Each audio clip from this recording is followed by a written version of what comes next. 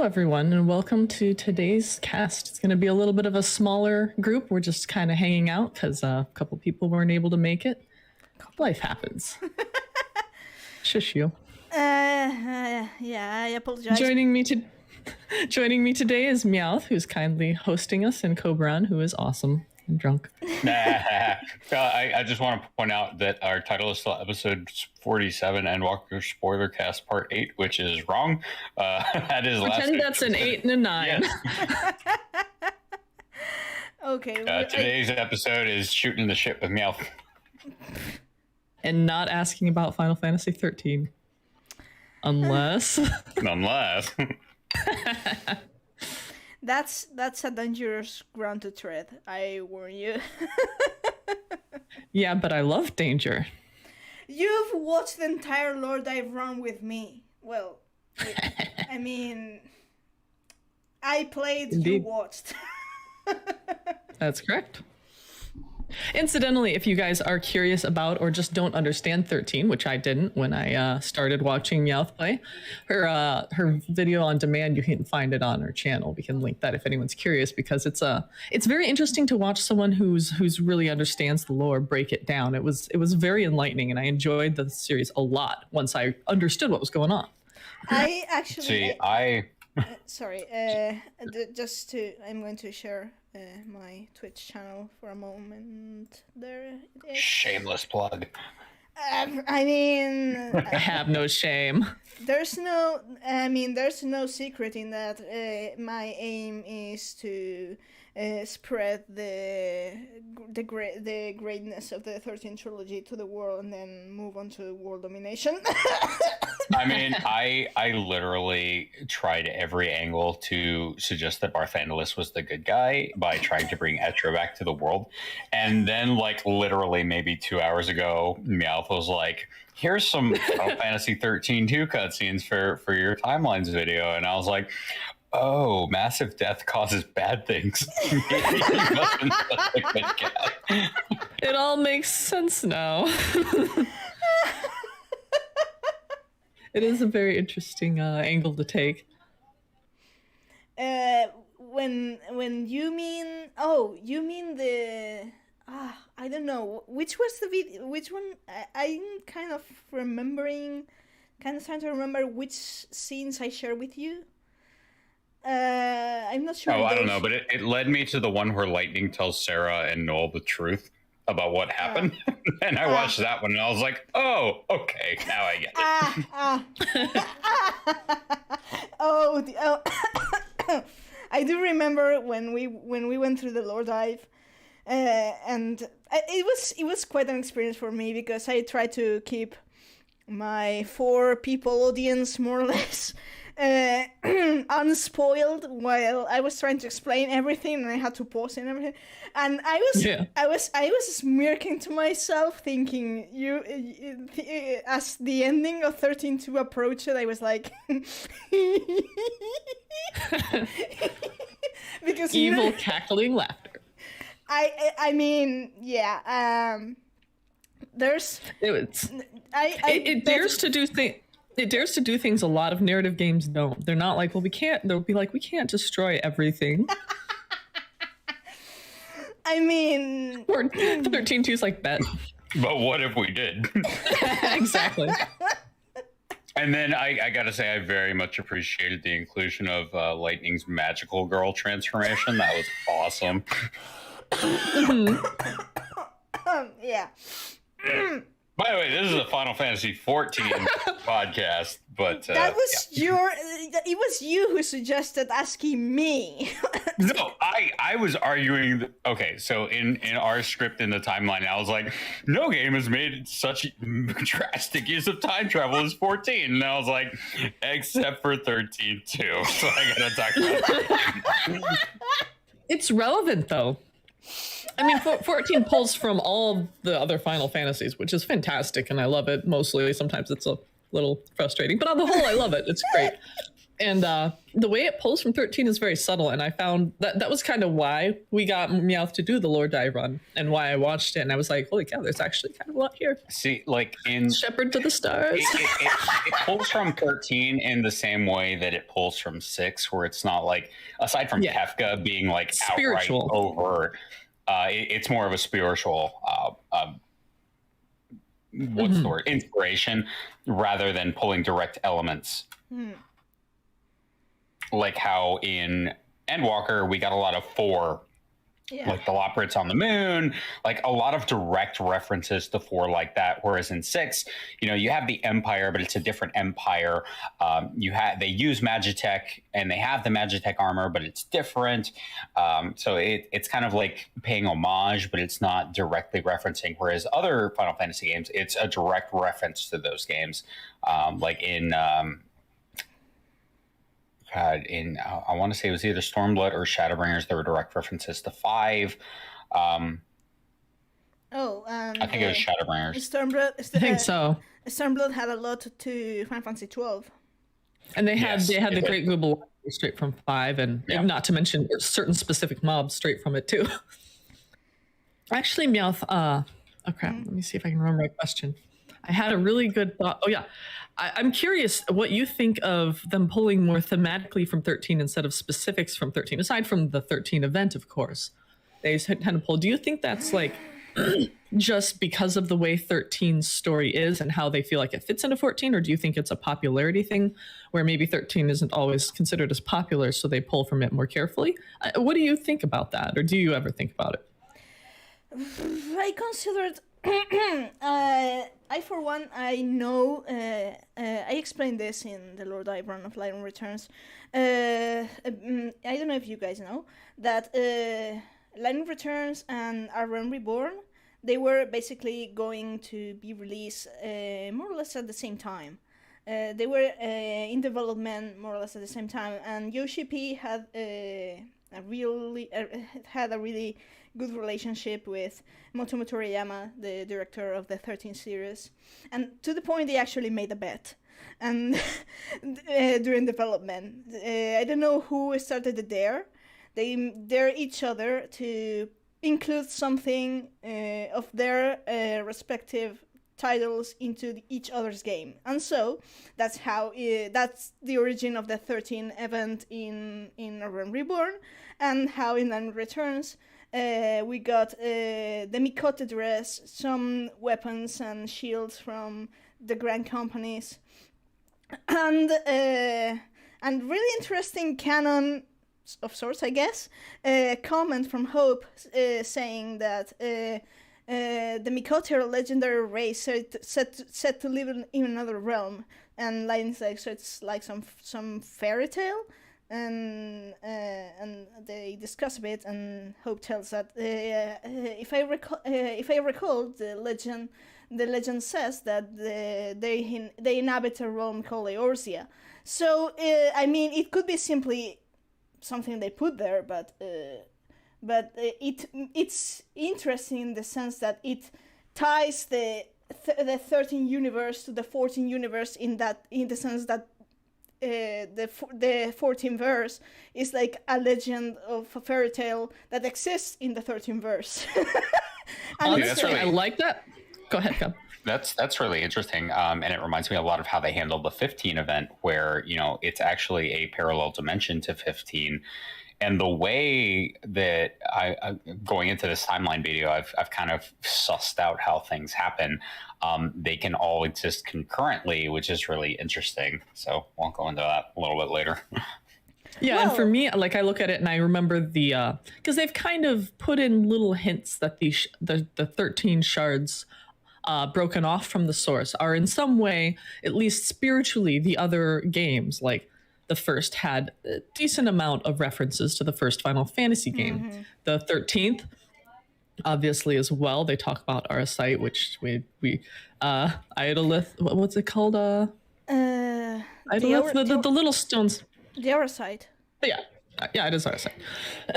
And then me only just now actually making the connection. Did you actually call them Adoliths? That's the 13th term. Yeah, I'm trying to come up with a 13th term. That's the one I was looking for.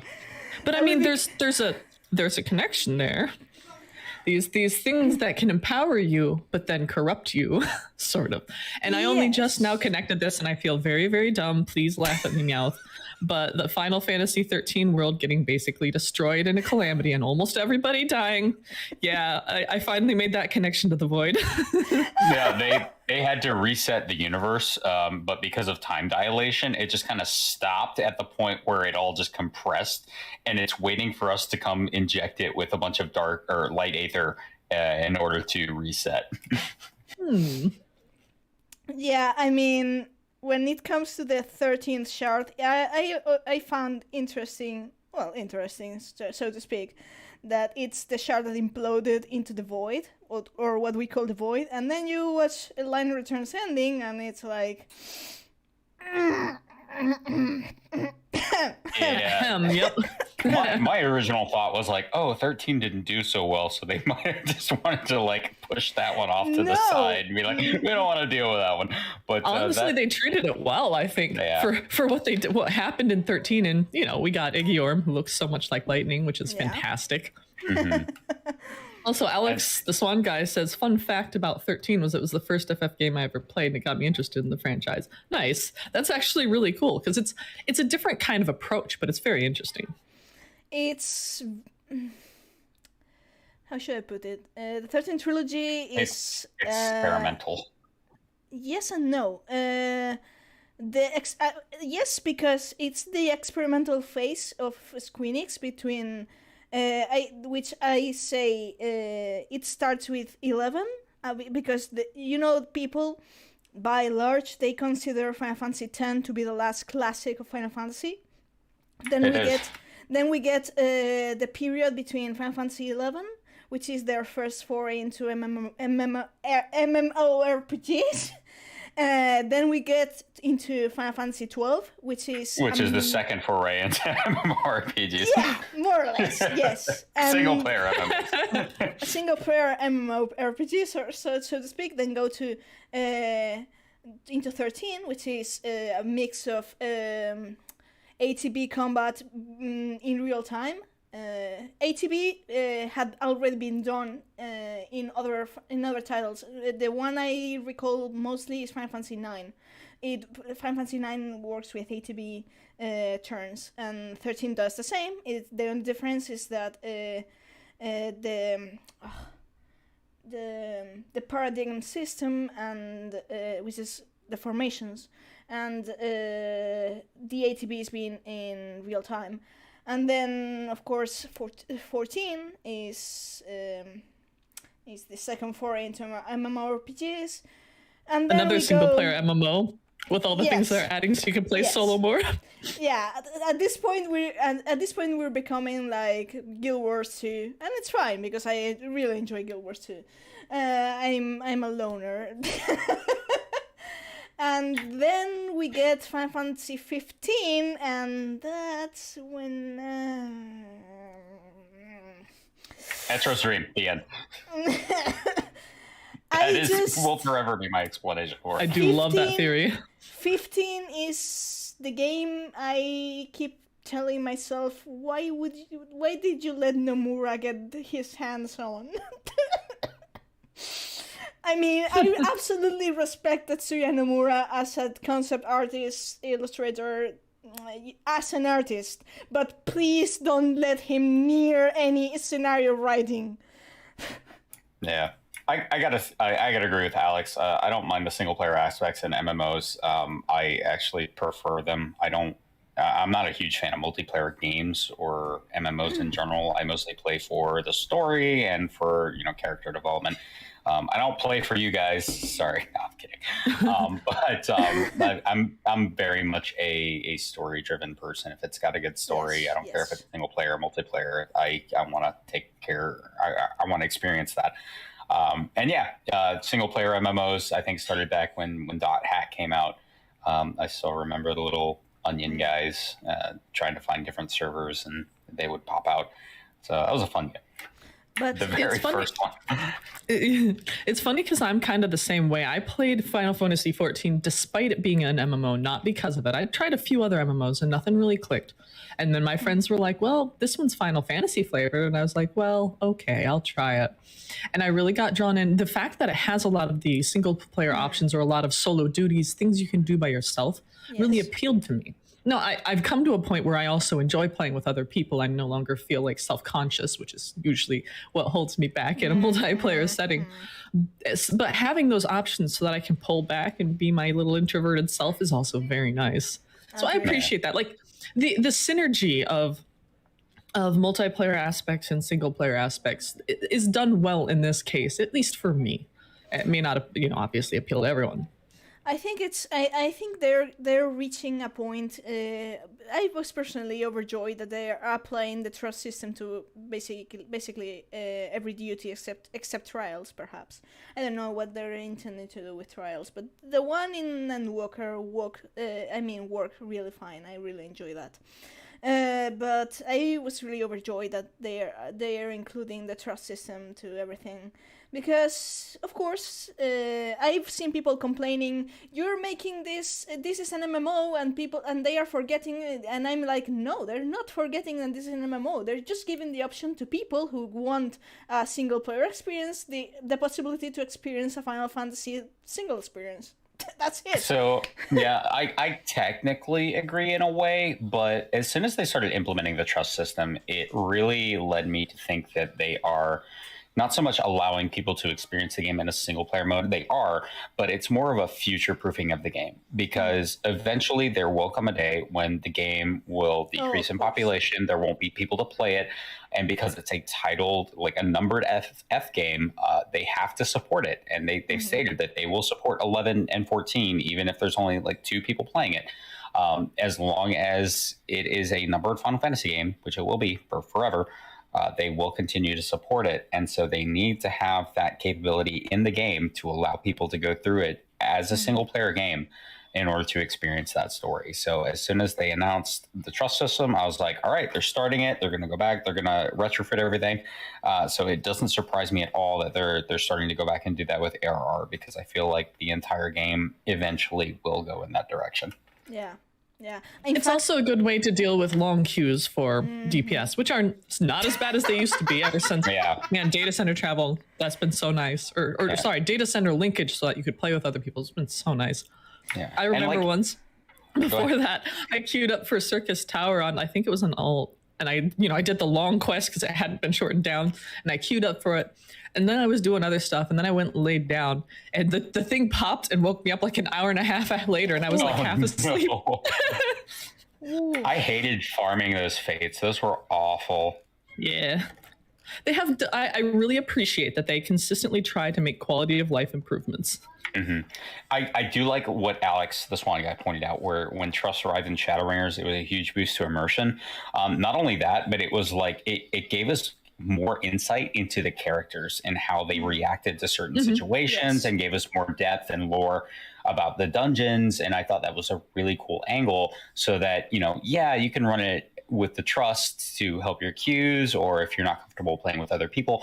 But if you run it with other people the first time, like I usually do, you can run it again with the trust, and then you can see new angles and new perspectives to see what's going on in the dungeon. And I thought that was a really awesome way to make the dungeons more replayable and bring something fresh to them, even though it's not your first time running it.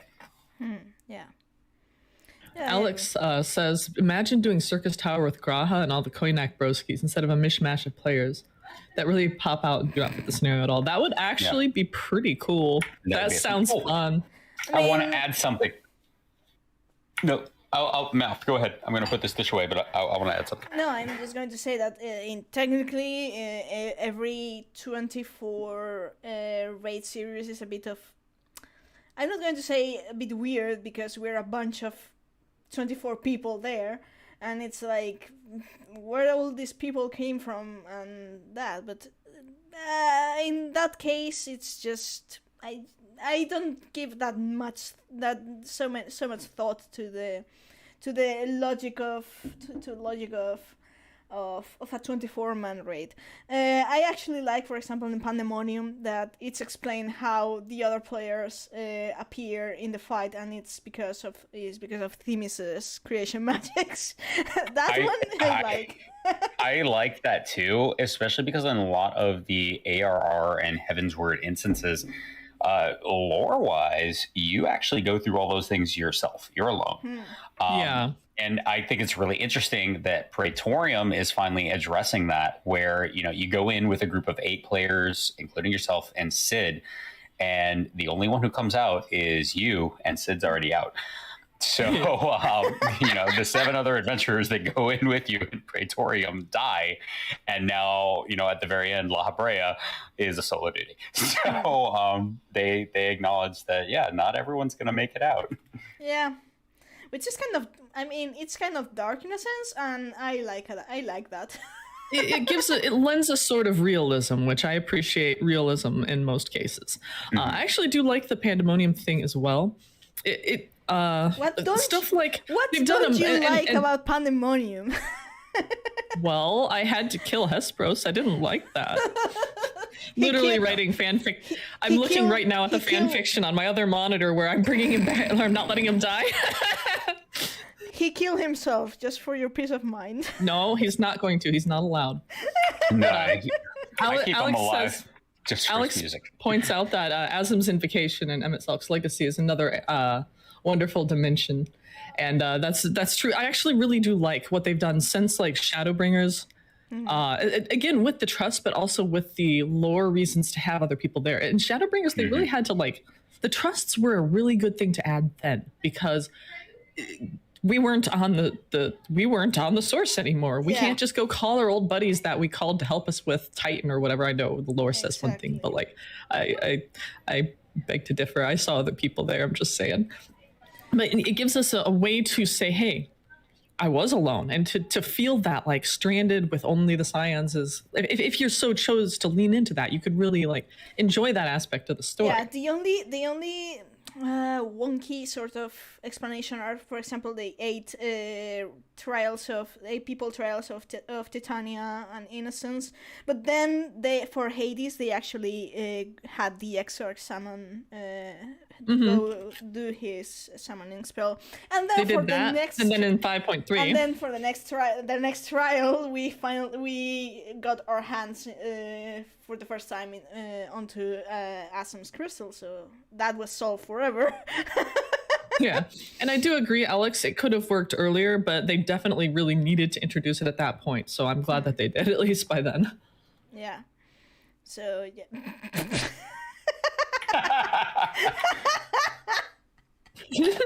That was quite possibly the best comment ever. I think you were laughing at Targus' comment in the chat. That was great. Why did you summon a man? Yep. Favorite thing about Pandemonium Method. Because that lives in my soul. You made a copy of me, but tried to alter it a little. I'm always thinking chicken soup thoughts. Yeah, that is like steered into my subconscious. So if you pull things out of my head to make other people, one of them is always going to be a man in a chocobo suit. Either that, or it's Themis' own imagination. I was gonna say, I hope people have done like little comics on that, like, you know, here, I'll summon some doubles of you, and then it's like, why does that one? Why is it naked? You know, if they have, I want to see them. If those comics exist, I need them. I really want to see the origin of the chocobos. I haven't seen it yet in Elpis. That's true. But I assume that's because the concept was already approved and they were, you know, on the ground. But I want to see an uncensored chocobo. What if Amin made chocobos? Ooh, like the Amaro. Because like we don't, like you said, we don't see them there, and we don't see them on the first. Like there's one dude with a chocobo on the first. You never see him again. It's very weird. Well, I actually wonder if it's a mistake. They mention. Okay, I never see him. No. The guy that got eaten by the Senator at the first cutscene of Shadowbringers. Way to go, Shadowbringers! Forever in our hearts. Off to a good start. He did have a chocobo, and the Zun, which is the race that it's the Amalja but fluffy, they mentioned something that, well, in Norvrand, the staple is to use Amaro, but people who are from other more isolated places or from formerly other lands, they're more used to Chocobo. So it's they exist in the first. Only those hicks use Chocobos. Well, that tells us pretty certainly that they were indeed created before the Sundering. Yes. Mm-hmm. But it's just, the thing is that the Amaro are the staple for Norvrand, but in other places, which is kind of it's kind of the reverse that what happened in the source, where the Chocobos are the staple for Eorzea, and in other places they're like the Domans, like the horsebirds and the stuff. But in the first, Chocobos seem to be the staple for the rest of the shard, but Norvrand in specific have the Amaros. That makes sense. It's kind of amusing, yeah. But probably the Chocobos are an ancient creation of sorts. That would be really cool because we know the Amaro are. We don't. It's implied that they were created by the Ronka, but not confirmed. It was just an ancient sorcerer that created the Amaro, and they just kind of spread everywhere. Mm-hmm. Yeah. I mean, if my Choco could like grow up and talk to me and be cool, I'd be like, this is the best thing ever. Yeah, Tarkia, if the Elegans made their own weird mounted flying creature, we'd probably be using those instead of Chocobo. But the XIV can't fly anymore, so, we just killed them. I mean, you're not wrong. Well, I'll have you know they can fly. Their balloons are quite advanced. yeah. But please do not ride them. I don't know. The one from the XIV crafting quest was pretty solid because I built it. That's right. That's true. Granny, I was actually I don't have the Shadowbringers collector edition, but damn, knowing that Granny was more or less Hades' own familiar was kind of now I want it. See, like I have it. But I feel like that was kind of an after the fact thing where they were like, let's make everyone who doesn't have the collector's edition. It was not. It was not an after the fact thing, because I remember playing through Shadowbringers, looking at Grani and being like, holy shit, this is Hades themed. I don't remember. I think it's something in the description. It says beloved of the underworld. I was like, holy shit, this is Hades' mount. After Shadowbringers, I was like, wait, what? I'm like, this is 5.0. I gotta check this. Let me check the description for Grani right now. Yes, thank you, because I'm trying to remember and I'm kind of blanking. I mean, this might be a bit so... anyway, when I saw... When he hopped up on it there in Elpis, getting back to Elpis, I was like, hey, it's the thing! Okay. So, possessed of a strength of both mind and body that is unmatched on the first as a mount, Grani has no peer on land nor in the heavens. It is said, however... The noble creature will only accept a rider who is pledged to restore shadow to her land bereft of night. Nice. I swear there was something else, but I could be wrong. I'll find it or not. I mean, it might be part of the Lanner whistle. True.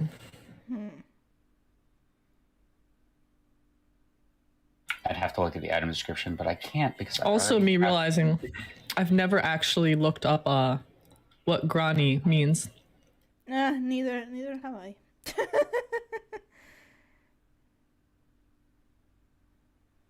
Let me look. Here it is. Here's where it is.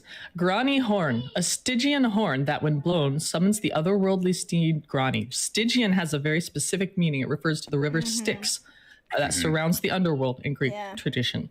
That's why I was like, it's the Hades thing. Same with Ixion, Stygian ash. That's right. Interesting. Yeah. It sometimes it's used to describe something dark in color, but yes. In this case, I have opinions on the matter. We'll just say. Yeah. But knowing that, I guess we could consider Granny as Hades' familiar of sorts, maybe. I mean, a mount. I figure it's kind of like mounts. I figure like, you know how we have mounts and minions. Like I see minions as essentially the modern version of familiars, and mounts is like sort of like a familiar, but ride it. Like that's what it would be the equivalent of Venaz. Oh gosh, what's the dog's name? I'm blanking. Argos. How did I blank on that? Yeah, it would be the equivalent of Argos, a companion that also will let you ride them. Yeah, so that they're basically Pokemon. Here we go. In Scandinavian heroic legend, Grani is a horse owned by the hero Sigurd. He is the horse that Sigurd receives through advice from the Norse god. Grani is a descendant of Odin's own steed, Sleipnir. Interesting. Today I learned. Interesting. Yeah. Sigurd is actually where Siturgo, the Dark Knight mentor, gets obviously inspired his name. So with Hades being part Dark Knight, I think makes sense. Yeah. I mean part Dark Knight because he's the forbidden combo of melee black mage.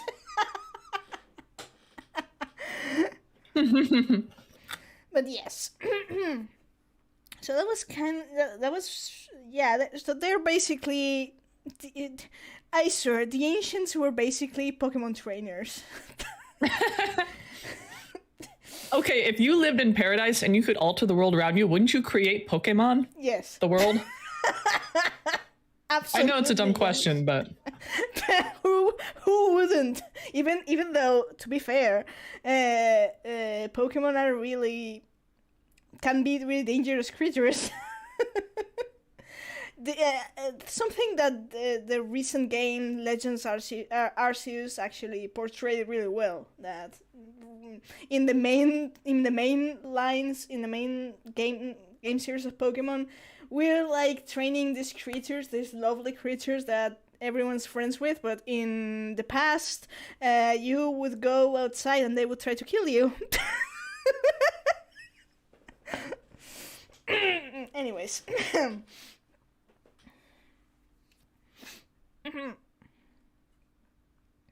So I left the chat because I'm an idiot, but someone brought up the point of Arion, which was the Endwalker Collector's Edition mount, whereas Grani was the Shadowbringers one.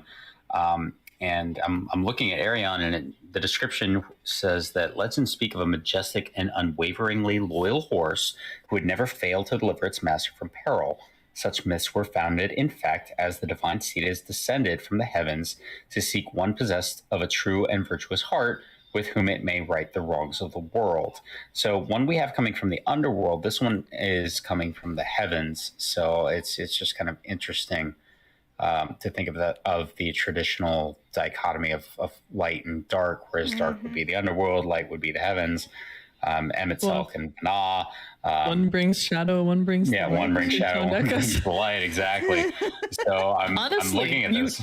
You're making me wonder if this was like, if I mean, I'm sure you can canonize whatever, but the quote unquote canonical Asm steed, maybe. And he's like, okay, you got this. Here's your horse. I mean, the traditional Asm steed would look like a Picasso painting. Let's be real. This is just how our mind interprets it. You're right. It's just chaos and wackiness and all kinds of stuff. I mean, I guess. I mean, yeah. I'm just thinking because laugh at me. I haven't cleared yet any X trials of Shadowbringers. I haven't either. Neither Endwalker, but I do know that the Hades X mount is the dragon thing is mentioned to have been created by him on a whim apparently. Yep. Which I don't put. Sure, whatever you say, bud. I really want that one, not just because it's a dragon. It's because, well, but I don't have the heart to go through Hades X. I enjoy it both to go hang out with him, but also because there's some, the nice little tidbits of lore about the again the martyr, again the abyssal celebrant stuff. It's really cool. I know, but I know, but I feel bad enough whenever I got the normal trial in trial roulette, and I'm like, I don't want to do this. I have to do this with too many characters now. What is it, 25? You have to run it 50 times because you get 2 totems at least. But I like Hades EX, not because we're killing Hades, but I get to hang out with all my friends like Iggy and Laha and Nabrielis again. I get to see him again. Listen, Nabrielis gets to play that being cool. Yeah. Listen, now my only comfort for running Shadowbringers with the characters I still have to run 5.0 with is that my comfort is that the moment I defeat Hades, he's going to remember. That's my only he's like, remember that we once lived. He fades out and then he's like, oh god damn it. He's like, I've been toying with the idea of doing a quick comic about that moment of him vanishing, going to the ethereal sea, being like, the second Tales of the Shadows when he's like, I can, and now I'm going to dream and be adrift in the flow, and then Elizabeth's gonna come and fuck it up. Then all of a sudden comes the memories, and basically I picture a bubble speech of Hermes, you son of a, and then Heidelin hearing that from the source. So it's time then. I guess it's time for me to furry some soul back here. Heidelin be like, I guess that's at least she let him time. At least she let him hang out until 5.3. Well, if we told them that, since we spoiled the entire gang about the plot, I guess Heidelin had to wait until Alidibus was dealt with, and then she fished Hades back to the source. And I'm honestly intrigued by that scene, like. Heidelin coming to pick you up, and Hades is like, I don't want to speak about anything with you. There's nothing to say. There's nothing to speak of. Just take. And she's me like, back. you don't have to say anything. He's like, shut up. I mean, I wonder if he'd be annoyed though, because he's like, you remembered this. You got out. You knew this the whole time. Why didn't you tell me? I mean, fair. I mean, Yeah. I don't blame Hades the slightest for being as salty as he was in Ultima Thule. And I know people being a bit like, oh, Hades, you're being so salty about I refuse to live again by Heidelin's magic, and I was like, well, I'm not blaming you. I mean, I'm really curious to see what he says in that scene in Japanese, because Yoshi-P said that he dropped some major hints that Heidelin intentionally left him unsundered, which did not come across in the English version at all. No.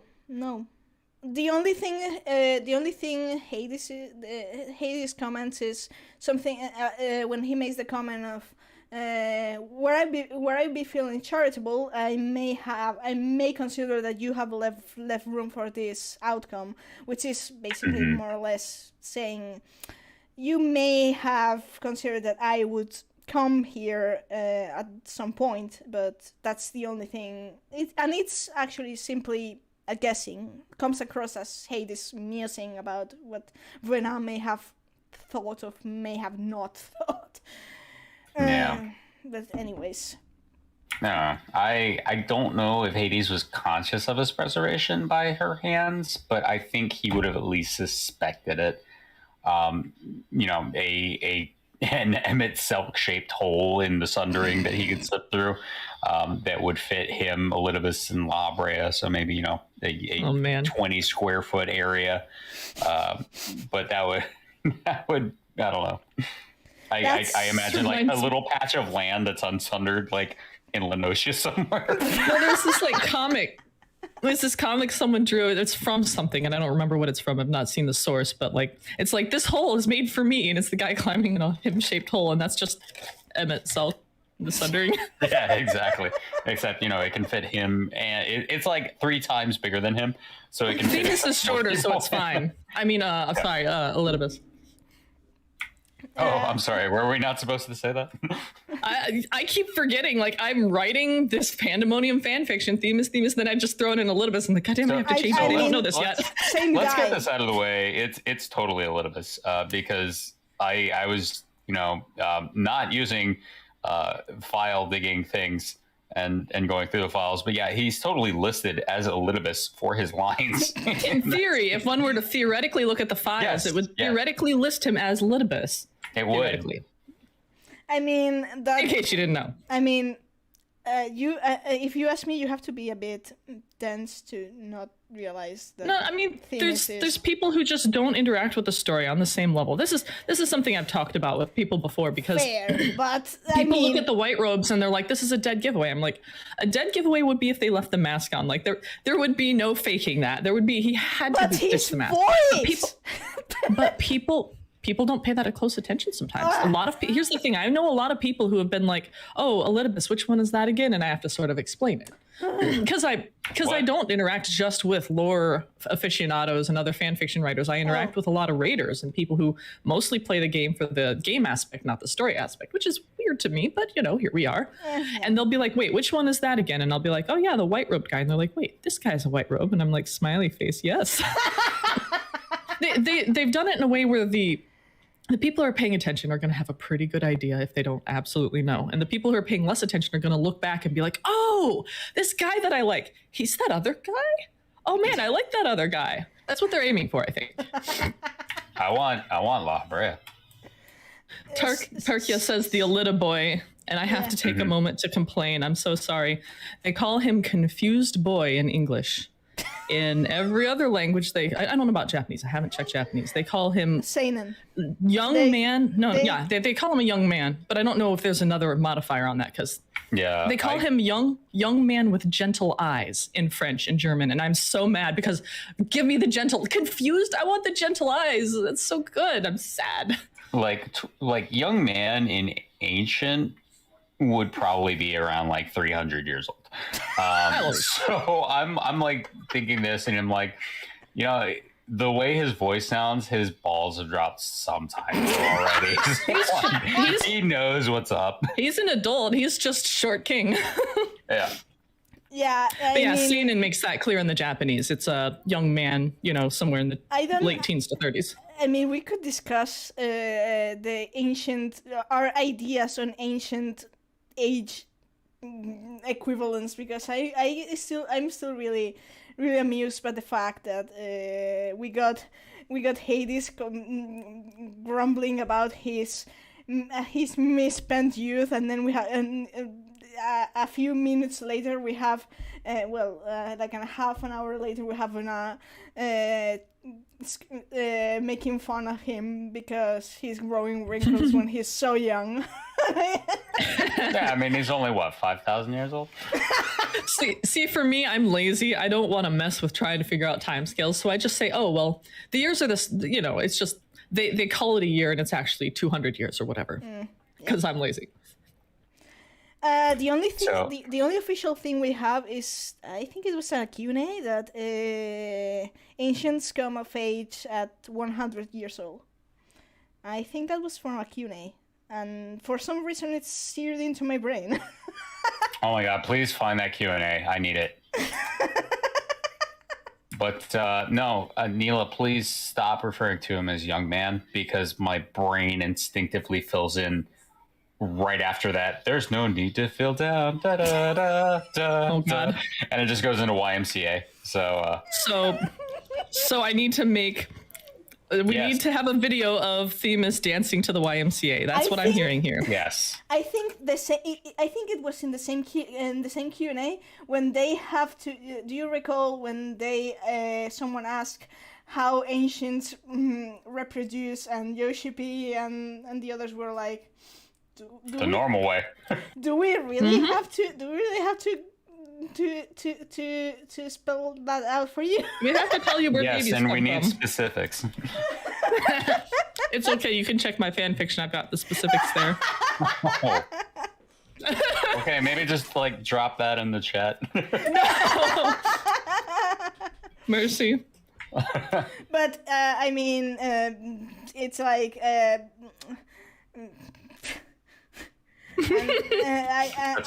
honestly, even before the Q&A, I just assumed that the ancients just, did a thing, and it's. I heard a lot of theories before, but I think it was very gently put, but through his eyes, sort of put what if they create ethereal constructs and then they get souls to rest because they had to be conceived in the natural way. I mean, scoff, but it's true. That is what. So on that topic, actually, I don't know if anyone else, which by that I mean I'm sure everyone else, because everyone else, Neela and Meowth, I know you have watched Rich run through Elpis and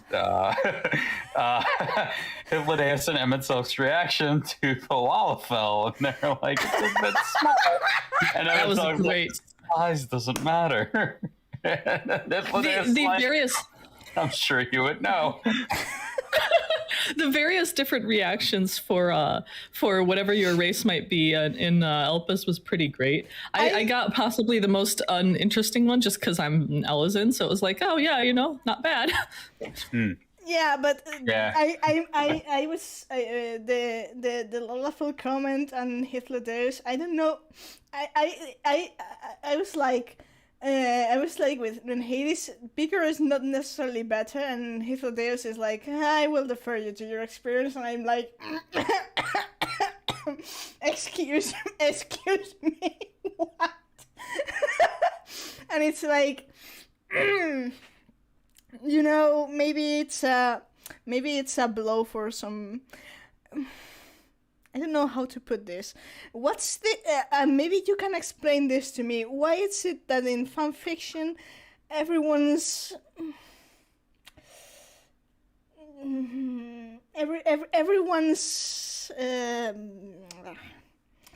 everyone's man banana is so huge? Because that's called a kink. Okay. I'm not going to question that. I mean, there's one for the other way too. So it's true. And the how? See, there you go. You're biased. Man, I'm not gonna say what I'm thinking. No, just that some people really enjoy. I refuse. I'm not drunk. Okay, get drunk and then say it. Okay, fine, but that's gonna take a while. All right, get on it. Yes, sir. I'm on it. So.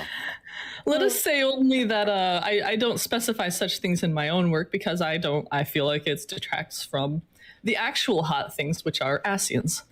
I mean, what? Yeah, the immediate piecing out and like slip into a portal. Peace, bye. Oh God, I'll never see you again. That's what Emmett Sulk wanted to do after the whole "I will defer to your expertise on that bigger is not always better" comment with Lalafells. It's okay, Alex. I'm an adult. I am an adult. So this is the lewd version of Lorelines. We're technically which is amazing on the because right Arden's lines. not here, and that's amazing. Yeah, thank you for those cursed thoughts. Lewd lines and Arden's not even here. I know. Hey, I know. I've got to hold up the flag for them. You know how it is. This is the worst timeline. I can't repeat it, Tarkia, but yes, I'm laughing. I'm sure they have ways to spy on the champions of Eorzea to make sure that they're not causing problems. I can't facepalm hard enough right now. Okay. In any case. Mercy on poor Meowth. No, I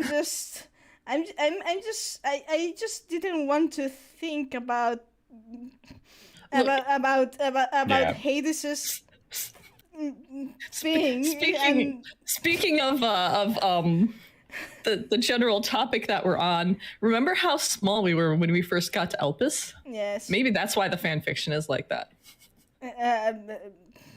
Oh. They didn't account for that.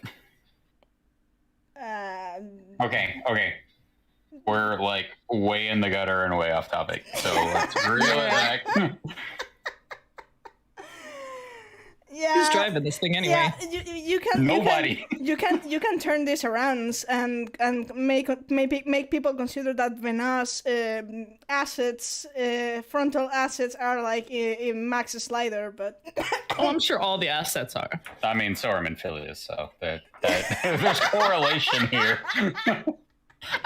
This reminds me of a slightly more appropriate but very amusing thought that I had recently, which is, so we go back to Elpis. Mm-hmm. We get our ether filled out. We get brought up to size. Mm-hmm. We return from Elpis. We don't tower over everybody like 3 times their height. Why not? That would be hilarious. You come back and you're a giant. They're like, "Yo, what happened?" I'm fully rejoined now. Emmett Sung gave me an injection of ether. Hey. Yeah, I definitely figure they just dismissed it as that's ridiculous. That doesn't make sense. That would be a nightmare logistically. It makes sense for them not to deal with it, but boy, it's a really funny thing to think about. Yeah. Yeah, it's so that they only had to basically adjust our size for that one room, and then just put us at 100% scale for everything after that. So they didn't have to worry about it. The only thing they had to do was shrink down the aetherites. Mm-hmm. No, I think, sorry, when we summon Hades and Hythlodeus in Ultima, they're ancient size, right? I thought they were normal size, but I would have to go back and look. They were normal size. Are you sure? I'm not sure. It's because it was a perspective shot, and they were like way. They were right in the front, yeah. There's an horizontal shot when, in particular, one with when Hythlodeus says that line, "I pray we meet again." If not in this, in that scene, in that moment, and I think. Well, you know what? I've got the whole run through recorded. Let me pull it up. If you have it, then I'm not sure. I'm saying that I'm not sure because my character is 100. She's 1.52 centimeters tall, and I don't trust. that to for the scales. I mean, standard size is fun size. Oh my god.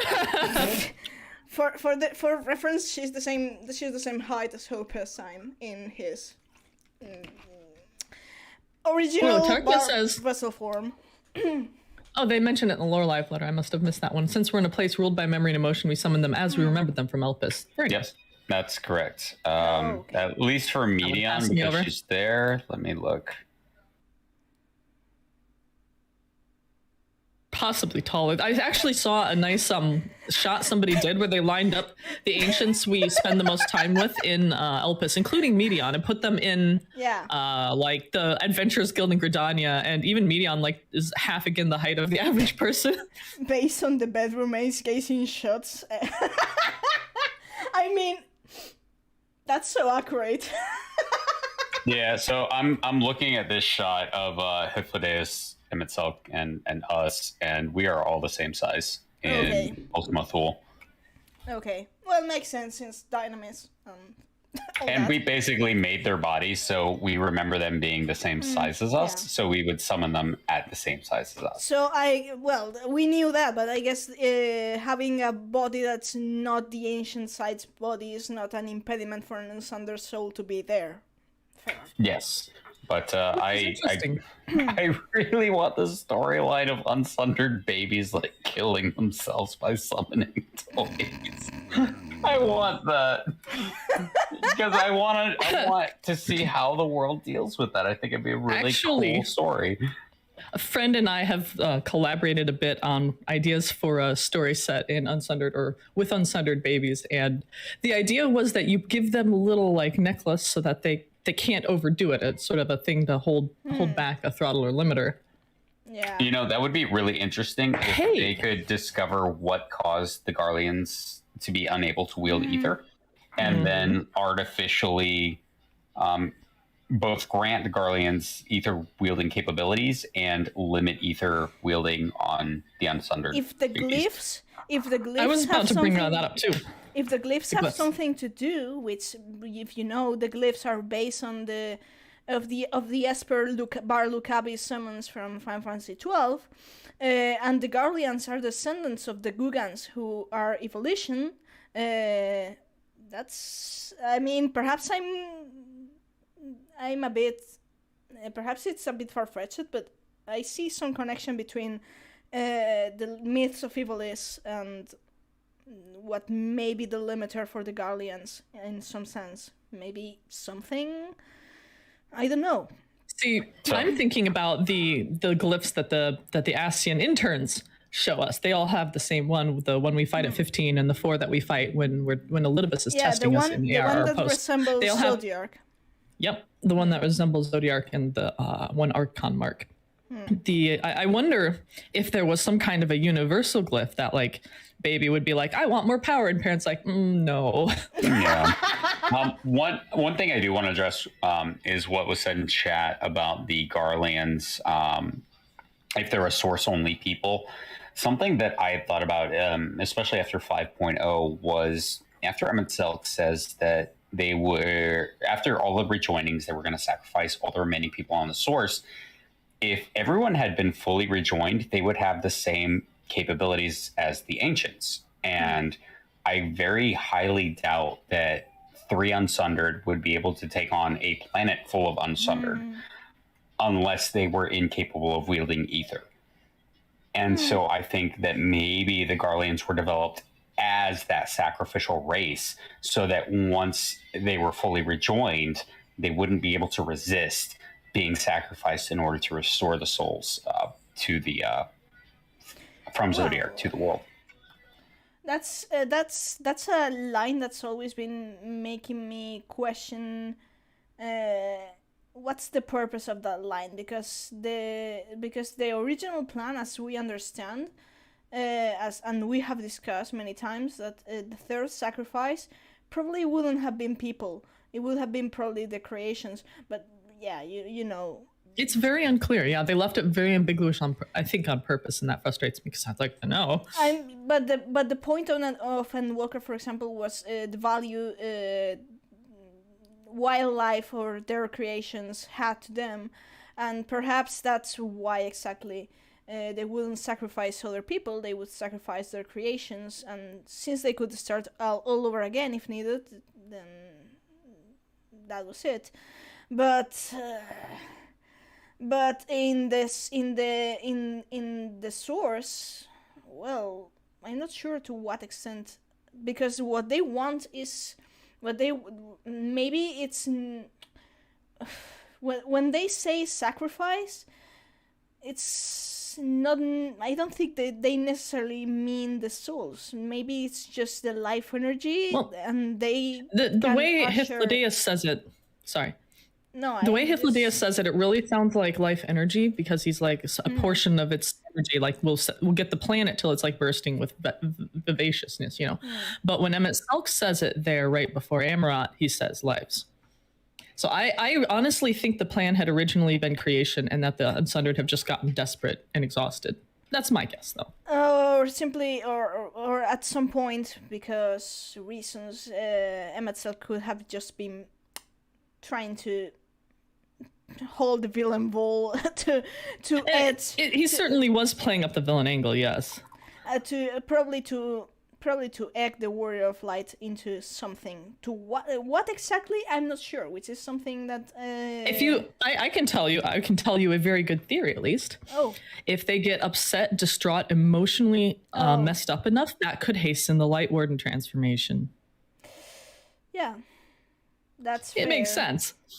I mean, his gambit there was either they become strong enough to they find the strength somewhere to suppress the Light Warden transformation, or they become a Light Warden themselves. So Yep. The in-between Yeah. state was messy and not helpful for him. exactly. So either so he was like, yeah, pushing buttons. So to I think speak. so. Yeah, that's what I think. That's why, I think that's why that's one of the reasons exactly Hades in the past just can't fathom the why would I do that? That's just absurd. That's crazy. Why would Yeah. and I've seen actually people comment that I've seen people actually comment that you wanted it all to end, and I was like, yeah, to a certain degree. That's think one Hades- interpretation. I think he was really confused at that point, if you ask me. I think he was deeply conflicted and torn between his, because for him, in the most part, tempering and what he actually wanted were perfectly aligned. He wanted his friends back. He wanted his loved ones. He wanted his world back. He didn't want to have to keep fighting and struggling. He just wanted to be able to sort of rest and to and know that those he loved are safe. Unfortunately, he now has one that is at least a greater portion of one he loved, whether friendship or otherwise, in his face, conflicting with him. And suddenly there's this dissonance between the tempering and what he wants, where usually they're in harmony. The thing is that with Endwalker we got more deeper insight into his personal conundrum in Shadowbringers, because if he refuses if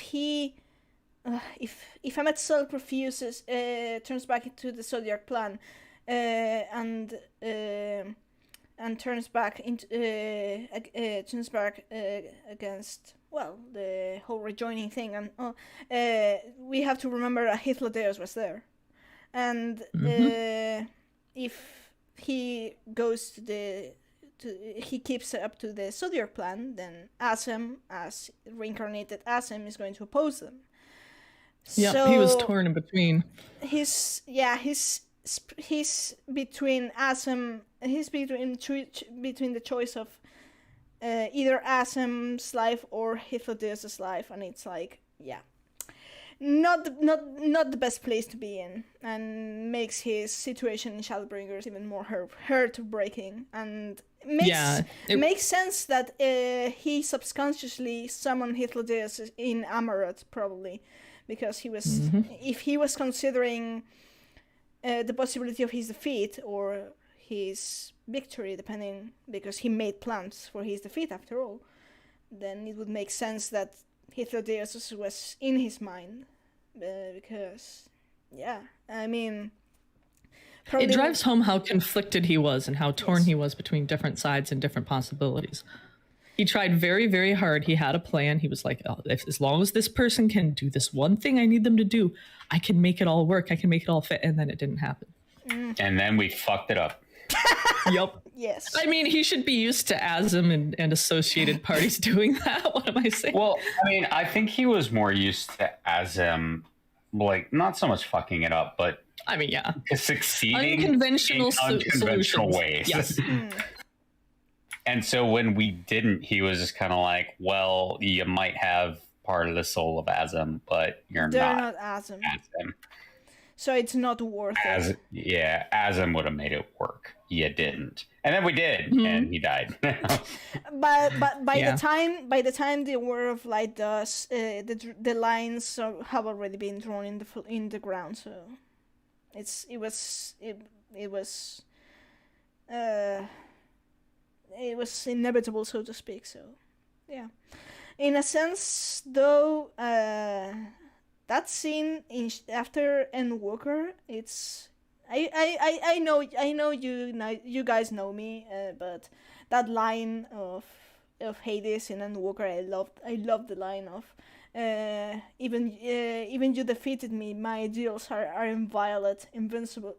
Oh, such a good line. Such a great line, because it's basically, we fought, and you defeated me, but that doesn't mean that you destroyed what I believe or what my answer to the question is.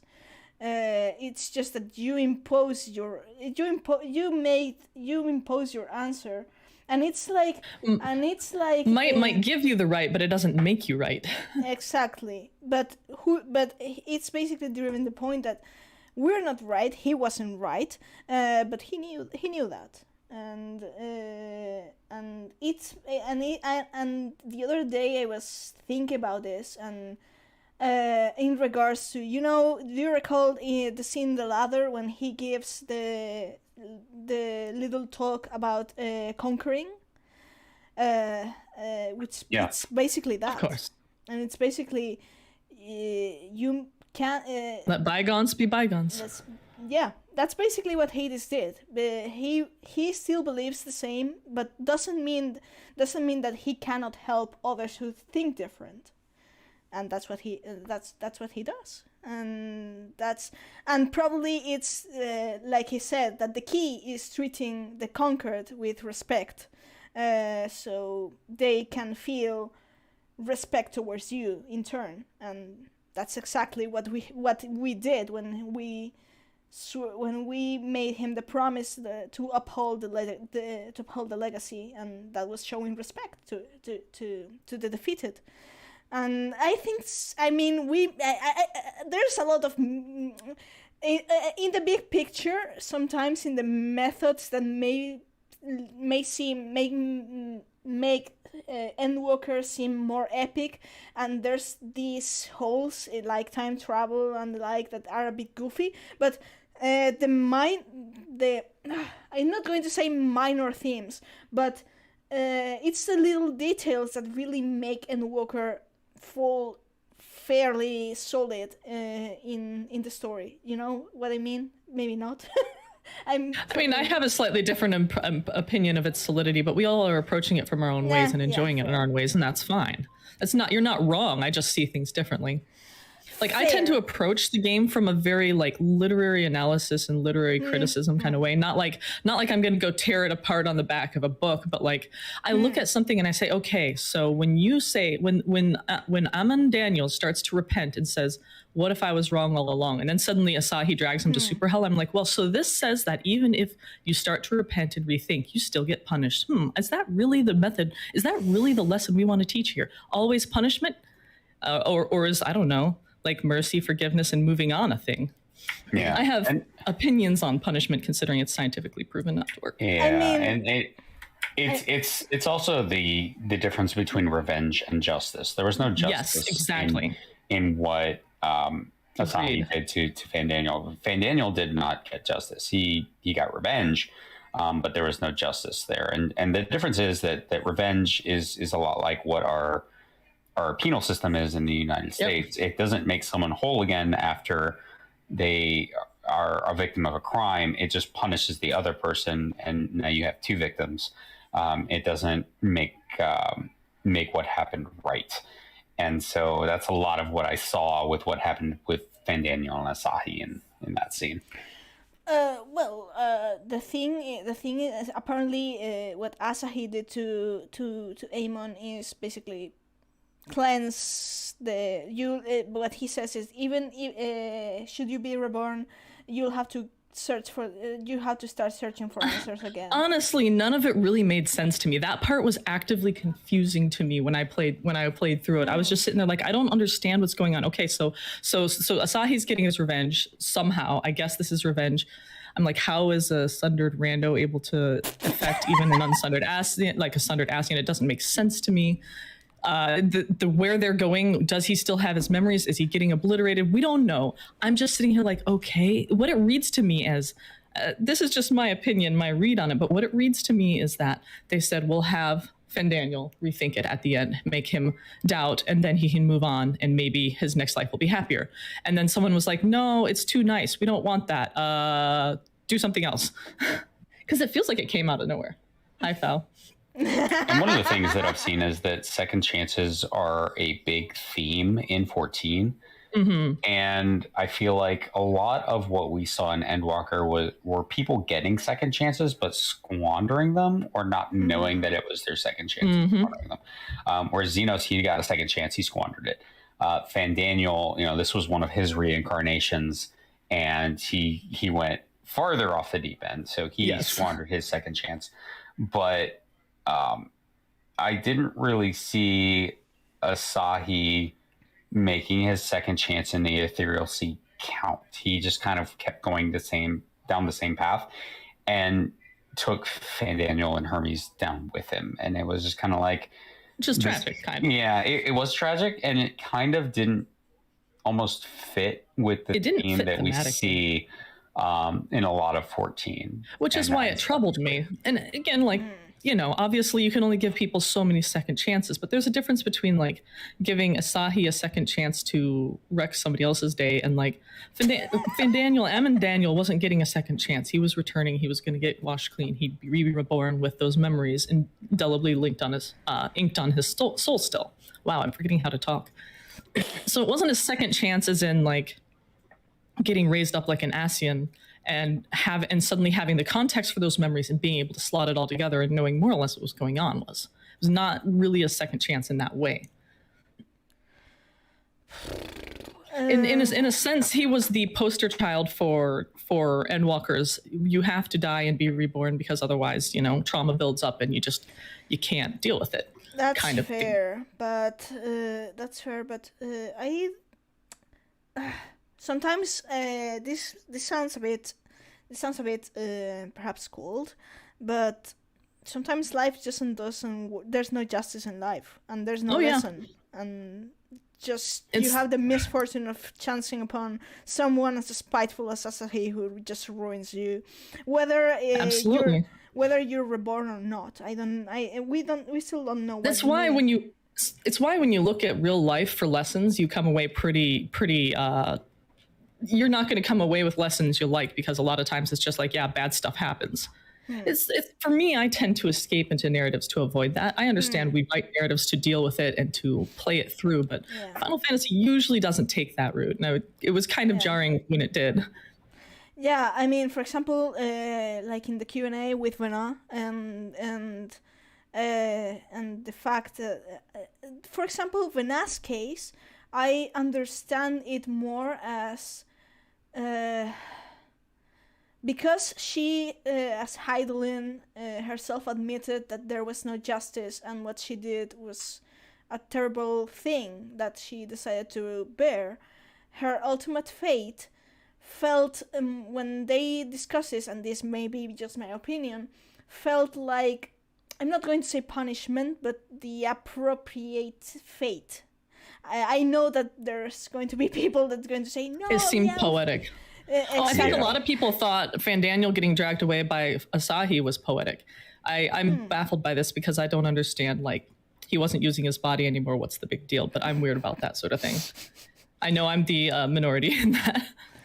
But I understand the thing with Vena and Heidelin. I mean, it made sense as for the amount of power she had to use, and not just hers, but of her summoners too. Because if you recall in the Q&A, it was not just her own soul, but those who were part of her group. So she burned her own soul and those of others. So she was dragging others into, aside of the whole Sundering, she was dragging others into her own fate. So I think it was, I'm not going to say karma, but kind of.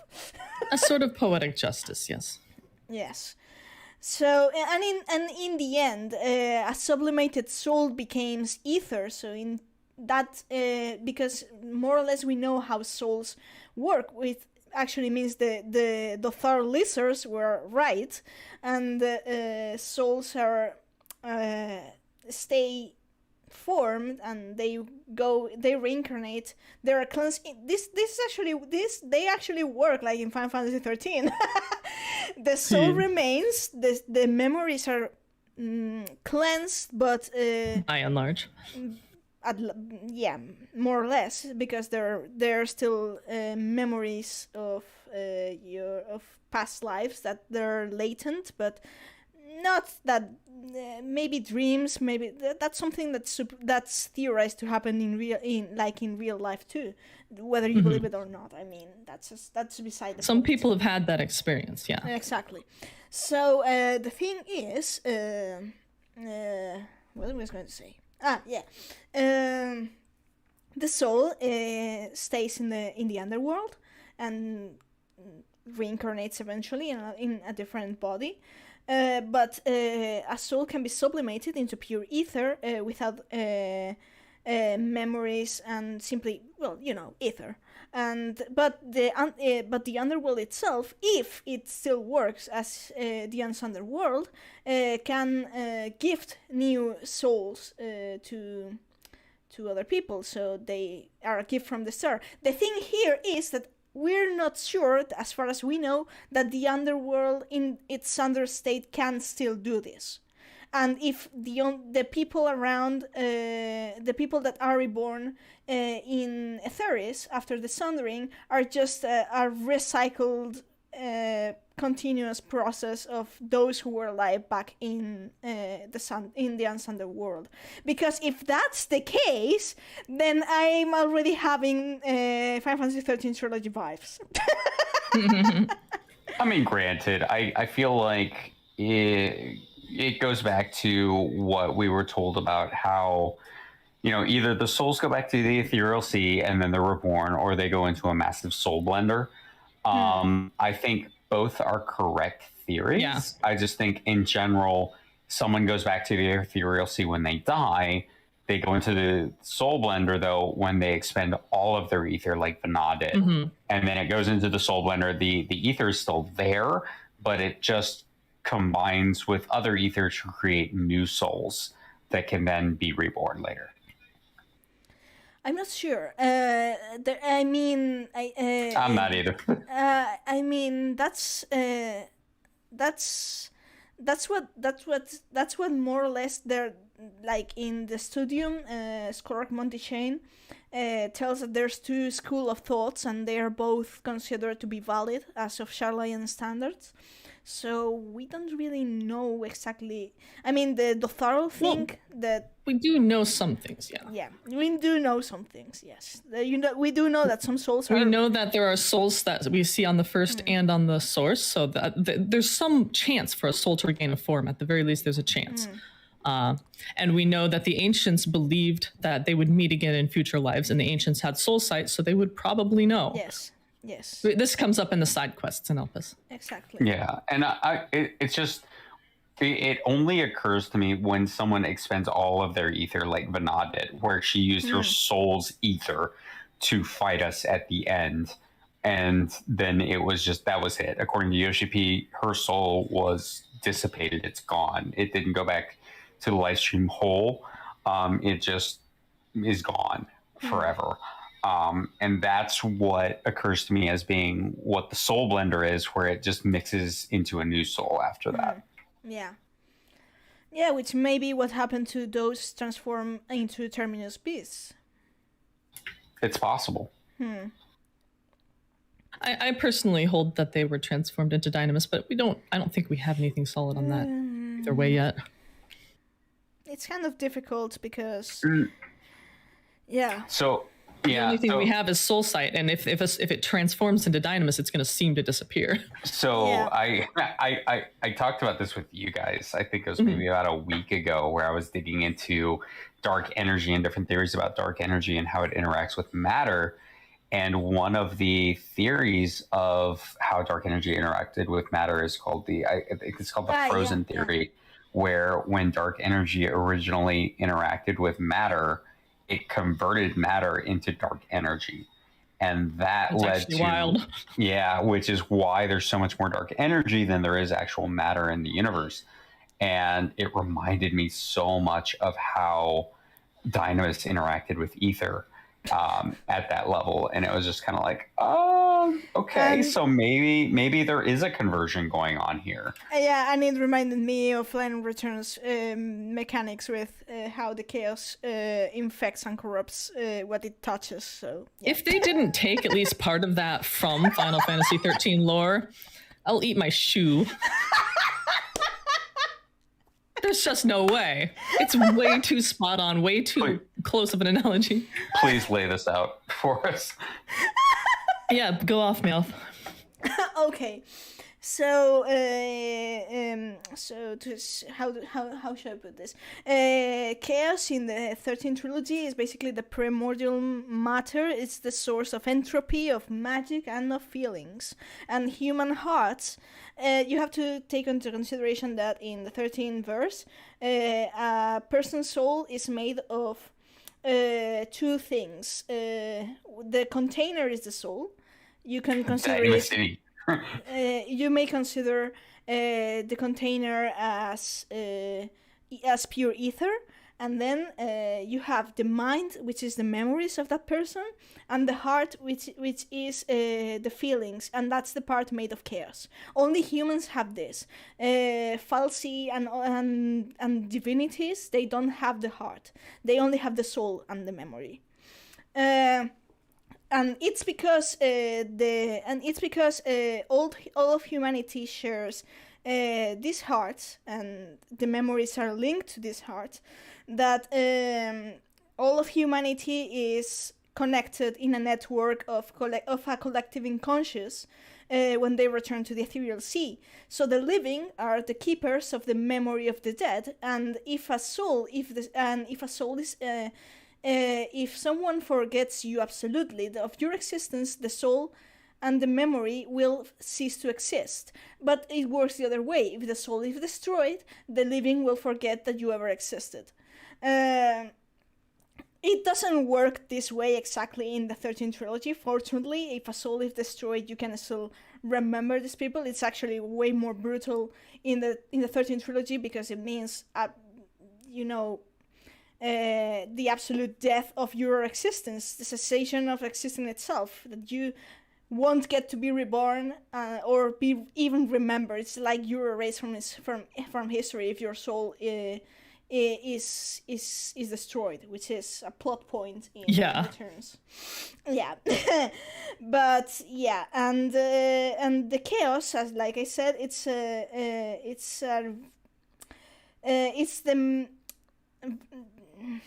highly entropic. It's a source of magic. Crystal in the 13th trilogy is frozen chaos, which actually, do you recall, Coberan, when you made that video about the laws of thermodynamics applied to 14? I do. That the entropy of a crystallized blah blah blah is 0.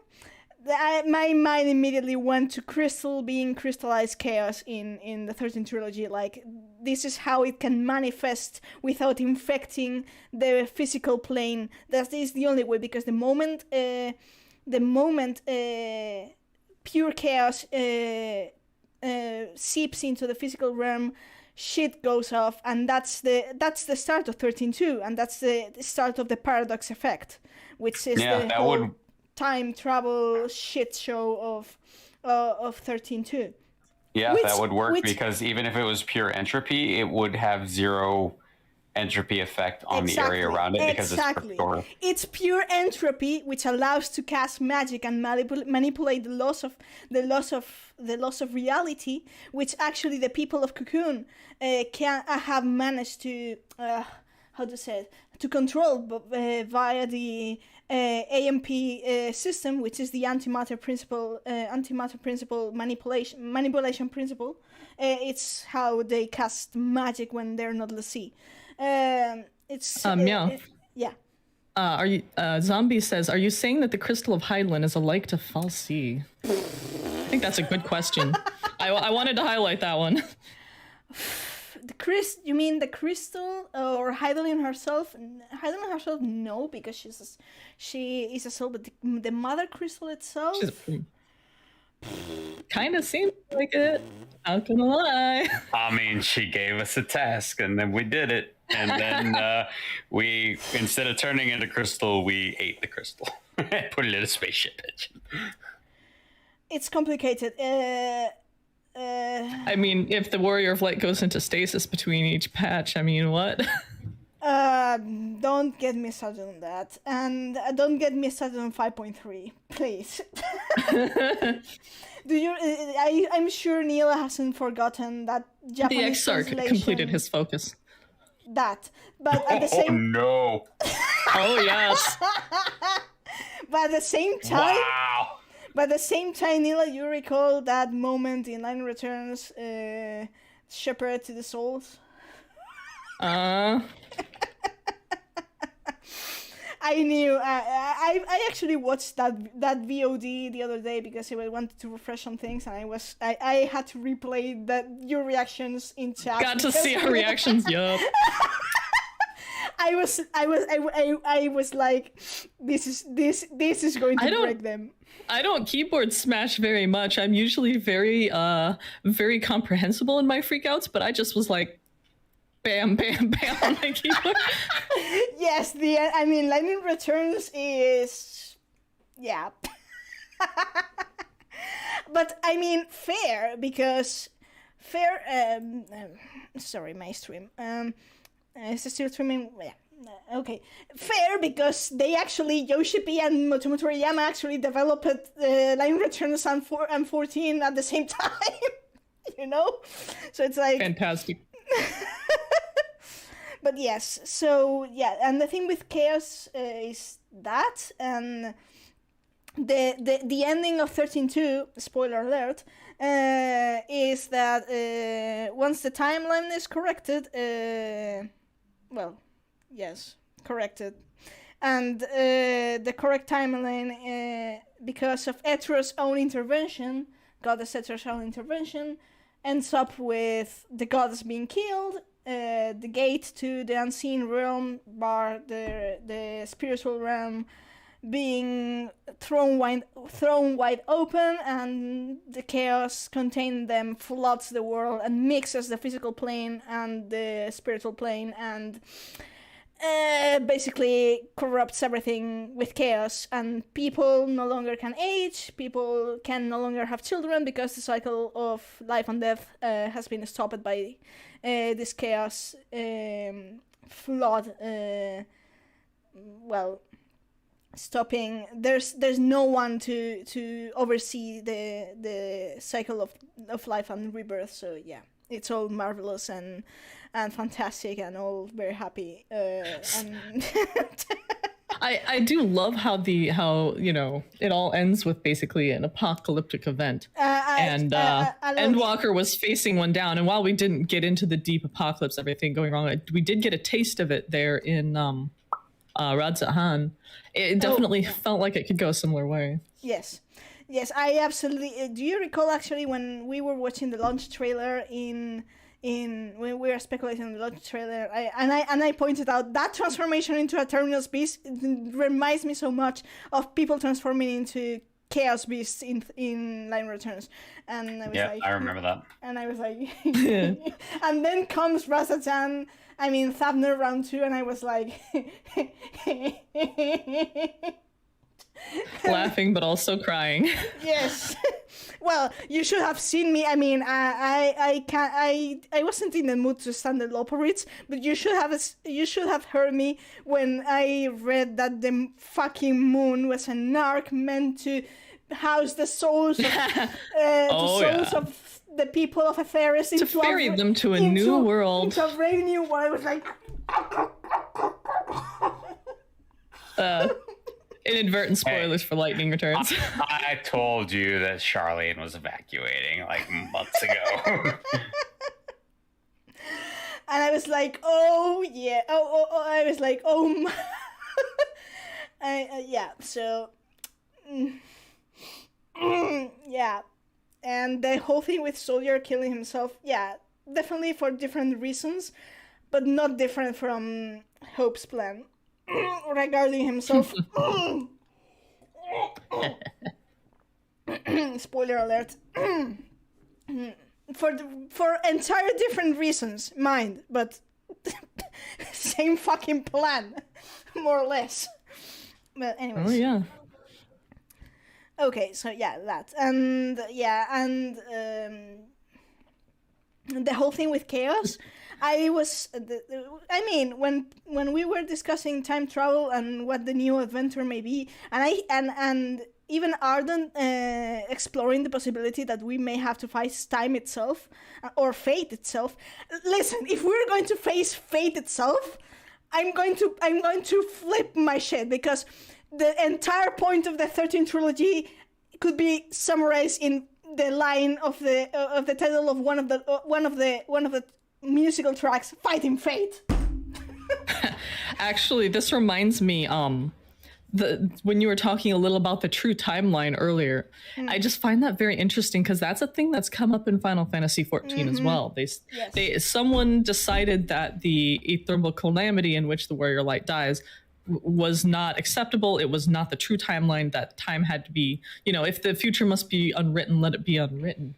Obviously, it wasn't unwritten. It just wandered off on its own, but still the same idea. The idea was there. This is the correct way. This is the way things must go. It sort of brings in that fate thing, that destiny angle. Do you recall 13.2? Do you recall 13.2 and what Noel's purpose was to when he traveled back in time? I seem to recall he was saving someone, wasn't he? Or trying to. Not wrong. Save his future, because in his future, yes, that's right. He was the last human being alive. I was thinking of, oh gosh, what's her name? The Oracle chick. Yule. You know what I'm talking about. Yule. Yeah, I was thinking Yule, but no, that's not quite. Yule is a whole different kind of word. Yeah. Yeah. Yule Graha could have been Yule, but he got a happy ending. But anyway, yes. Graha is basically Noel in that.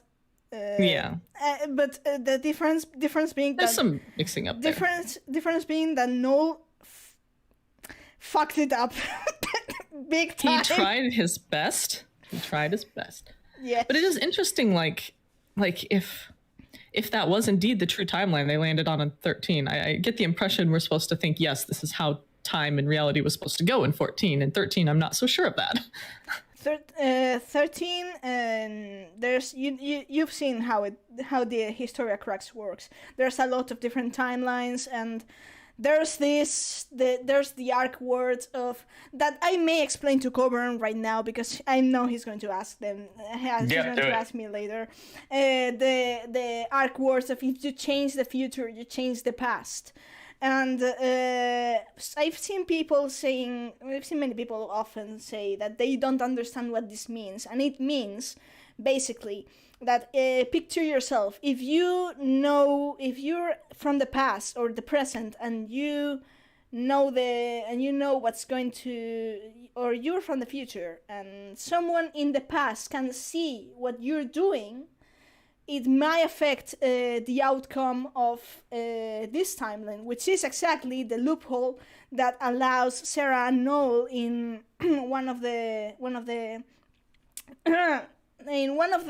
sceneries of 13.2.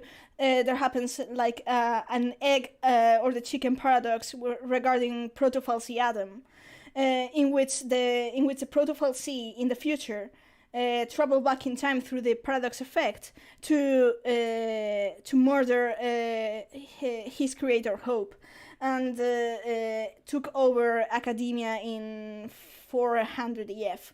And the only way to escape the loophole, because it was restoring, the Proto-Falsi was restoring itself through self-reinforcing. Self-reinforcing through the paradox effect of what happened first. The only way to break that loophole was Sarah screaming at Hope, your machines are driving me nuts, just hoping that he in the past in 10 AF would see that in the Oracle Drive, that because Yule in even farther past would have recorded vision, and it happens, and the Falsi and the Proto-Falsi it ceases to exist in that moment because of someone in the future. Someone in the past saw something that happened in the future, trying to alter something that happened in the past, and it sounds like a mess, but it's actually so well done. And I was in the timeline video. I actually thought about what you said about changing the future changes the past, and it makes a lot of sense if you stop thinking about time as a linear line. Yes. Time is flat, round shape. Yep. And I was looking through the Alexander cutscenes, and when Diane is talking to Mide at the very end, he says, there was but a single time Alexander was spurred to action, not to change history, but to preserve it. The summoning of the Colossus and the events that followed had potentially disastrous consequences for our reality. Its fabric strained to accommodate an infinite number of potential futures. Yes. Now, in order to have an infinite number of potential futures, if you think about from this moment in time, all the things that could possibly happen to create every possible future, okay, that's great. But if you change the futures, then there are still futures that are possible based on what happened before this moment. So you would also have to have an infinite number of possible pasts. So not only did it change the future, but it changed the past, and that's what created all the alternate timelines and what allowed the 8th Umbral timeline to actually exist when Grahatia went back, instead of just changing the singular timeline.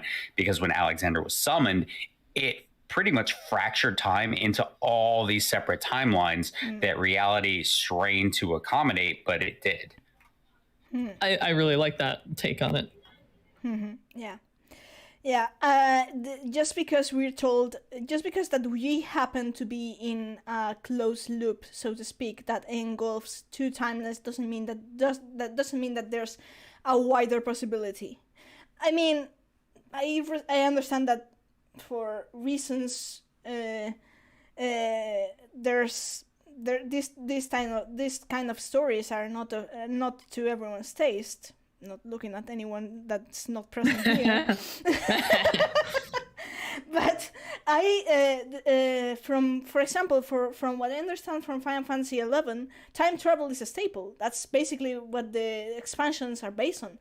It's basically exploring all the many different timelines and events that may have happened to Vana'diel, if this had happened differently, or this has just a thing. And I think,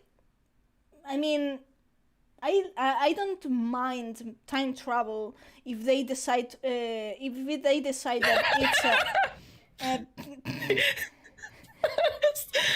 That's who we're talking about. Apparently, I summoned someone.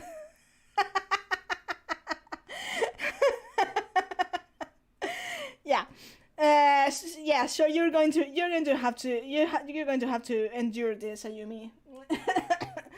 I actually enjoy that storytelling if they commit to that storytelling. I don't know if I make sense. Like, for example, Final Fantasy 13-2 is a game about time travel, but it's wholly about time travel and about the entire thing. And that I agree with. When you build it from the ground up, it comes across differently, or it comes through in a better way, I think. That's my opinion. Yeah. What I personally think I think it's narratively scrapping the bottom of the barrel. That's when a story that's not about time travel resorts to time travel. And I don't think it's the case in 14, because we've been introduced to time travel ever since the Alexander raids. Though it could have been executed, or I'm torn between. It could have been executed, deciding a path to take, so to speak, or there's still things that we don't know, and that's why there's these holes. But even so, listen, I mean, I've had my forays into scenario writing, and I understand there's sometimes that you trip into a loop, into a hole in your narrative, and you're like, fucking. I mean, we know that the team they do really great. They do a really great job in writing, but they're human. Sometimes these things happen, and you're trying to create something and just doesn't work, perhaps. I mean, it works for people who are not as meticulous as we are, for example. Yeah, I mean, I do think they did, on the whole, they've done a pretty good job with time travel. I don't much care for things like the Adrift 8th Umbrella Calamity timeline. I feel like that's a loose dangling thing, and I don't care for that. Narratively, I did like the Elpis time travel. I have to say narratively because I'm still mad about Elidibus, but I was honestly sitting there in Elpis, and then we start telling them, I'm like, how are we going to resolve this? Oh my God, this changes everything. I don't know how we're going to deal with it. And then the Kairos thing happens. I was like, oh, that's so neat and tidy. Oh, that's so tidy. I can't not like it. See, you say tidy, I say convenient. I enjoyed Elpis a lot. It can be both. Could be both. Why not? Whereas I felt I didn't catch on to the I'm sorry, go ahead. No, whereas I felt like the character moments were very strong. I thought that the plot elements left a lot to be desired. I had some problems with other plot elements. The time travel itself felt well executed. I didn't see the Kairos thing coming because they just sort of mentioned it in passing. Like, oh yeah, that's cool. It'll help you change what a creation remembers. It didn't think about applying it to ancients. But I did not care for, hey, here's a scared creature of prey that has no offensive abilities, only defensive. Let's hunt her down. That will not be traumatic. I didn't care for that at all. I feel like there was a far better way to deal with that whole thing, and we didn't take it because the world had to go down this dark path. I'm just sitting here and looking at I'm looking at 20 different places we could have altered things so that it wasn't so terrible. And it's like, okay, but we have to follow this timeline. I'm like, do we really though? Do we really? My fan fiction folder says otherwise. Though we know now, at the moment, the Warrior of Light is probably thinking that they have screwed things up. Well, if they are thinking anything at all, the Warrior of Light is probably thinking, well, I've told the ancients, all these three ancients about. I've spoiled them the entire story. When Elidibus told me not to do that, I probably screwed things up enough, and it turns out that precisely telling them was exactly what happened. Which, in a sense, I guess we should have anticipated that, because this being the Warrior of Light's only brains at work. But welcome. Who's that? Ayumi. Oh, Ayumi. Oh. Judges couldn't resist. You're welcome to the stream. You're like 10 minutes after the stream is over. I don't care. We were just talking about your favorite topic, which is why I assumed you popped in. Why don't you give us your insight? Record, Coburn. I'm already recording. Wait, you are? I started recording like 5 minutes ago. Amazing. So how about that Elpis, huh? How about that timeline that you said was closed off? I call it time tourism. I just coined that phrase, by the way. I call it you time travel to, I call it to a different time temporarily and head back. I call it time to complain. We never would have guessed. Tell us more.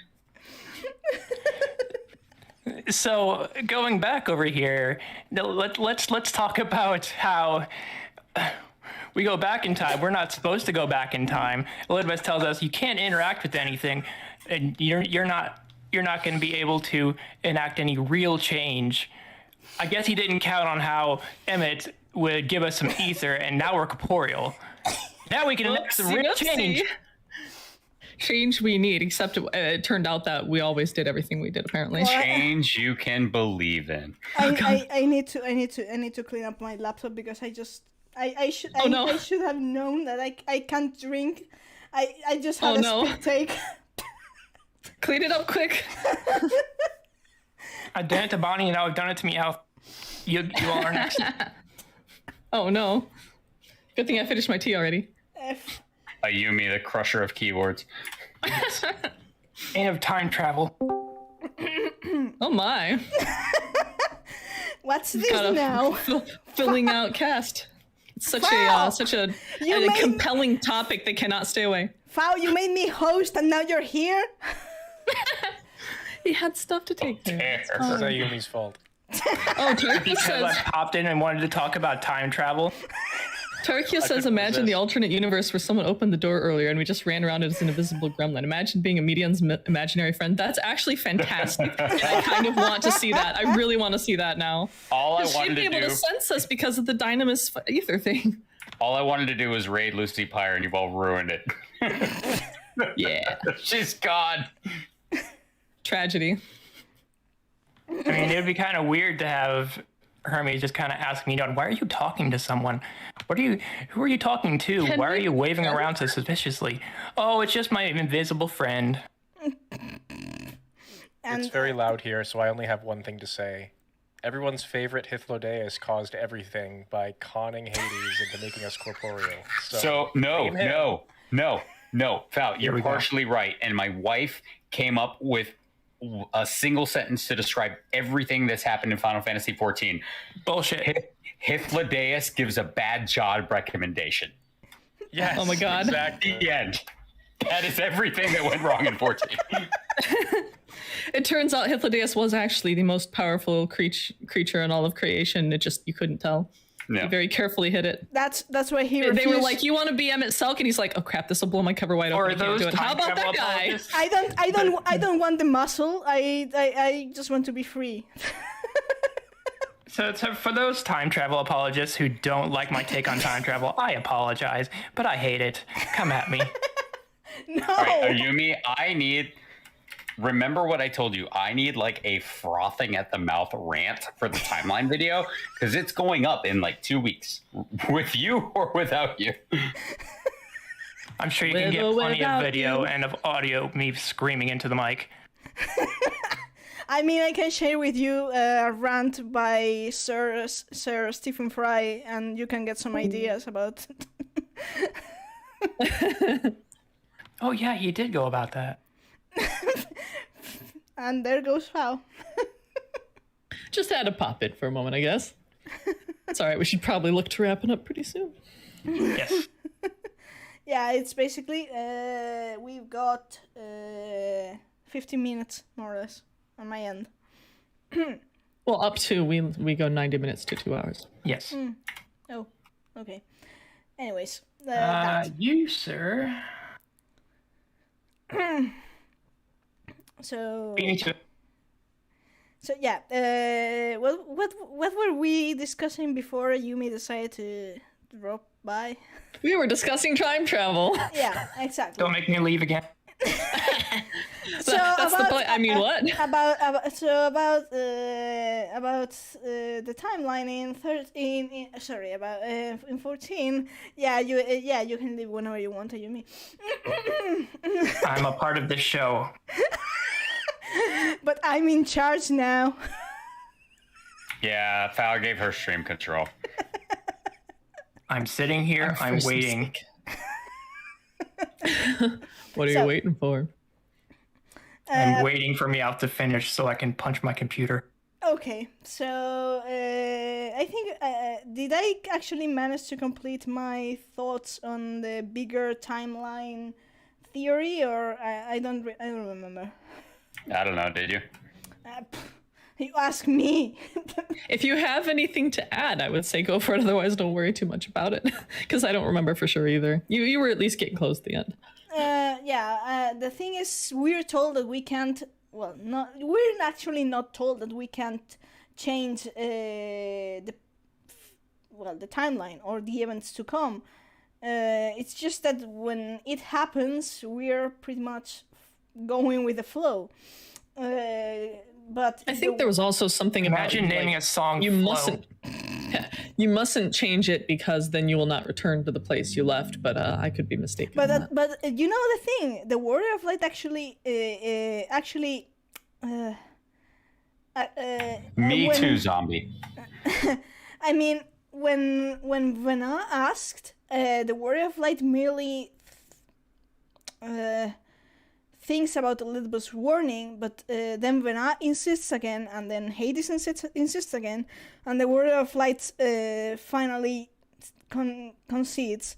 And it makes me think, if they truly wanted so desperately to preserve their future, shouldn't have they how to say it, refuse more vehemently. And I think there's a part of the Warrior of Light that didn't want Doesn't the protest ancients. enough.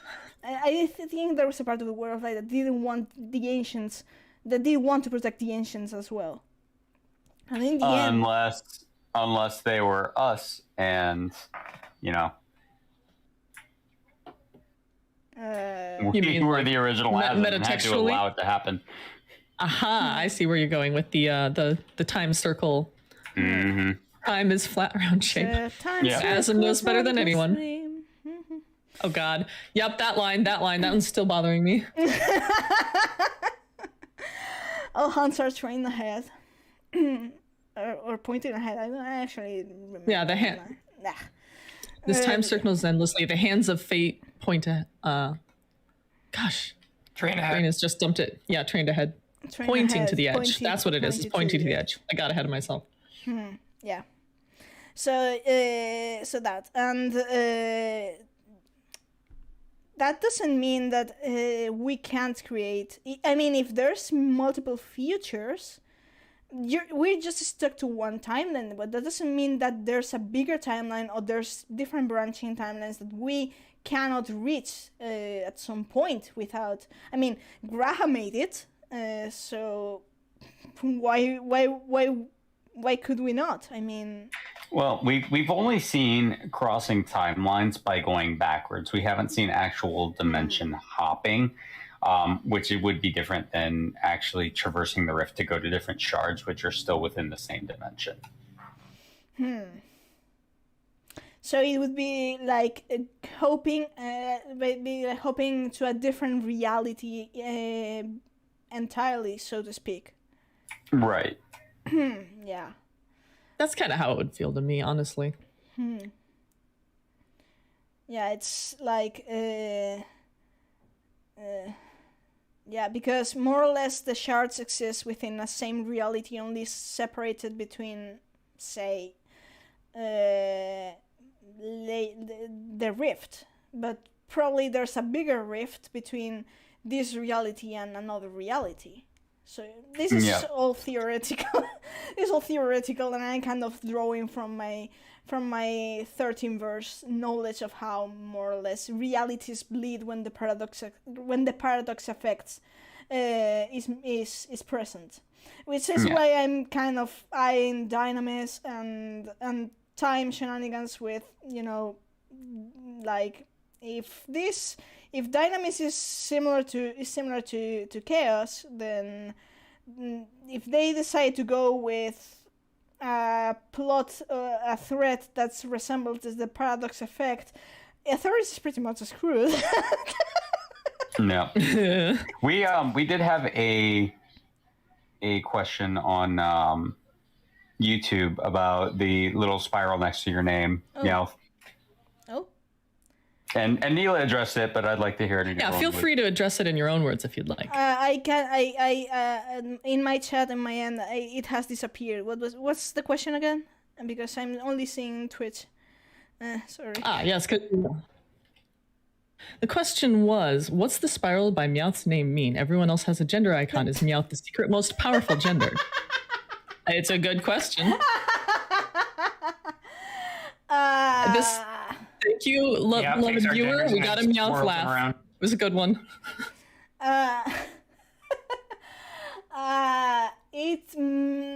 It means that Meowth usually has a long-standing unspoken rule of not revealing gender online, which is I mean, it's kind of ridiculous because you're hearing me and I'm a female, so how dare you? It makes you more comfortable, and that's good. You're a void scent, got it. I just Meowth is a void scent. Yep. I'm just it's deny the allegations. It's I'm going to share something here. Didn't deny it. I was about to point that out. Maybe. I'm going to share something. Wow. For a long time, I've well, because I've never considered this important. I've never specified personal things about me in any of my profiles. So there's something amusing that I've done for many years. It's people, for some reason, many people think I'm a guy, and I just roll with it because I don't really mind. Think whatever you want. I'm just a Meowth, and Too small to contain you, and that's okay. I hate being. I hate tags and any kind of thing that reduces you to any kind of boxes, sexuality. So if you were called a cat, would that be one of them too? I don't like that. But it's amusing. It's amusing to some point. Watch some people suddenly realizing that you're a female, and then they apologize. I thought you. I'm so sorry for having treated you. I'm like, don't mind. It's of no consequence to me. Think whatever you want. Yeah. And You sound like a guy. You don't use enough emojis. Also, Meowth is officially now a 55-year-old male living in Michigan. I know I don't. I mean, I don't. I know that for. Why Michigan? I know that Why for not? Michigan's a great place. I was born there. Might sound a bit strange for American people. Here in Spain, we have a different situation. I'm not going to go into. Is that like the American version of Spain? What? Michigan. I don't get the joke, so fine. It's fine. There's literally no joke there. It's just picked at random. But sure. All right. Michigan is American Spain now. All jokes about the regions of America I know are Florida and. Oh God, I live there. Why? I only know jokes about Florida, Texas, They're all true. Joke. and Alabama. That's the only jokes I know from. All the jokes you've heard about the South are true. Every single one. I've lived here my whole life. It's all true. My brother was born in Florida. There is something wrong with him. I don't. Yeah. I was born in Florida. God. There's something wrong with me. Well, I'm from the east coast of Spain, and that means we like making things go boom. So that's very American of you. Man, you fit in well. but we make things go boom, annoying the shit out of our neighbors. Like this. Is the month. This is the month of my region's big festivities, which is basically setting things on fire and making things explode. And I've got exactly one of these monuments right outside my door, and there's this this sort of stage, like maybe 20 to 30 meters away from down the street, with two damn flashlights pointing through my living room, and thank goodness I'm not sleeping in that part of my apartment anymore. In America, America, what you're saying is you live in Spain, America. yeah, I was gonna say in America we call that the hood.